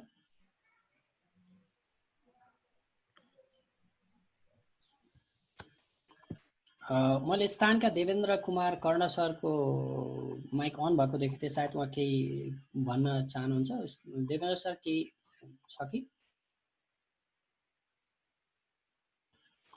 देवेन्द्र कुमार कर्ण सर हेलो सर सुनिराख्नु भएको सुनिराखेको छ सर केही थियो हजुरको सबै सरहरूलाई नमस्कार मेरो एउटा सानो जिज्ञासा थियो तर अब लास्टमा अब टाइम पाइयो ठिकै छ यहाँ हामीले जहिले पनि यो न्युक्लियर इनर्जीको कुरा गर्दाखेरि प्राय हामी यसलाई एउटा अर्कै किसिमले भन्नाले हामीले यसलाई चाहिँ नेगेटिभ इनर्जीको रूपमा लिन्छौँ खलनायक इनर्जीको रूपमा हामी प्रस्तुत गरिरहेका छौँ जहिले जबकि यो एउटा यस्तो इनर्जी हो जसलाई हामी सदुपयोग गर्न खोज्यो भने अरू इनर्जीभन्दा धेरै ठुलो मात्रामा हामी इनर्जी प्राप्त गर्न सक्छौँ होला एकचोटि यो घटना मलाई अब सबैले थाहा होला थोमस अल्वा एडिसनले चाहिँ डिसी पत्ता लगाएपछि निकोलस टेस्लाले चाहिँ एसी पत्ता लगाएका थिए जुन एसीले चाहिँ एउटा खलनायक इनर्जीको रूपमा प्रस्तुत गरिएको थियो मान्छेलाई मार्ने कर्णको मर्छ यसो हुन्छ धेरै नेगेटिभ कुराहरू ल्याएका थिए र पछि अहिले चाहिँ यो एसी सबभन्दा चाहिँ उपयोगी इनर्जी साबित भएको अवस्था छ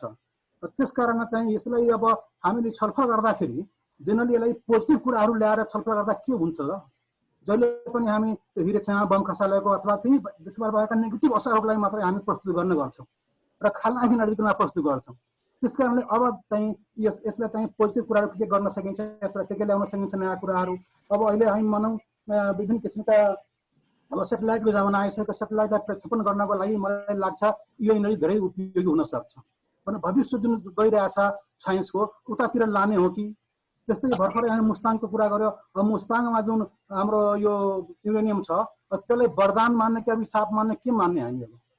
किनभने भर्खरै यहाँ पेनलिस्टहरूले पनि भन्न सक्नुभयो हाम्रो त यहाँ हाइड्रो पावर यत्रो छ त्यसलाई सदुपयोग गर्न पाएको छैन, त्यसको त पुरै छोडिदिनुहोस् भन्नु आयो कुरा। भने त्यो त के कुनै कारणवश विस्फोट भयो भने त्यो त झन् नेगेटिभ असर गर्छ। भने त्यसलाई कसरी म्यानेज गर्ने त?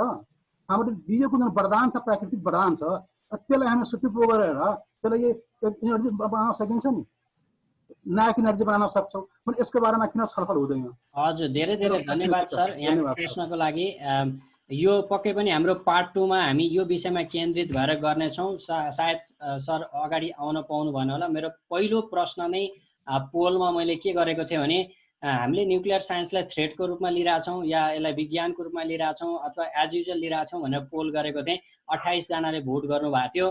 त्यो यो एउटा ओभरभ्यू निकाल्नलाई हो र यो 2 घण्टाको बसाइ यी सबै कुराहरू छलफल गर्नलाई उपयुक्त या पर्याप्त नहुन सक्छ, त्यो हामीले भोगि नै सक्यौँ, पर्याप्त छैन नै।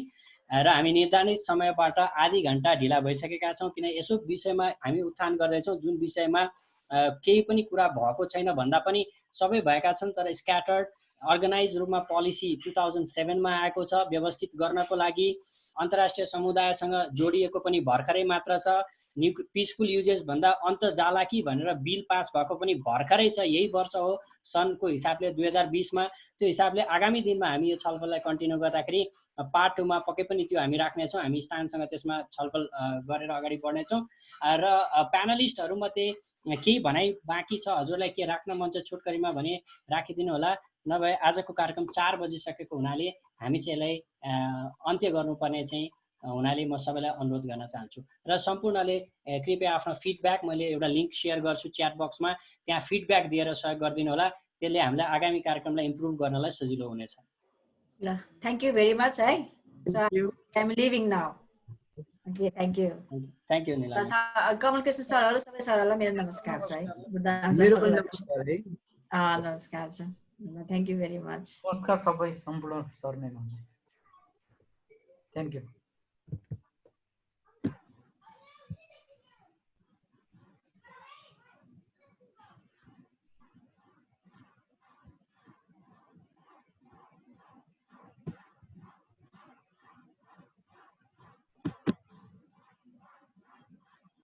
सम्पूर्णमा धन्यवाद। आजको कार्यक्रम यहीँ सकिएको यहाँहरूलाई जानकारी गराउँछौँ र अर्को एपिसोड हामी सञ्चालन गर्ने जमलको पक्कै गर्नेछौँ भन्दै बिदा चाहन्छु। धन्यवाद।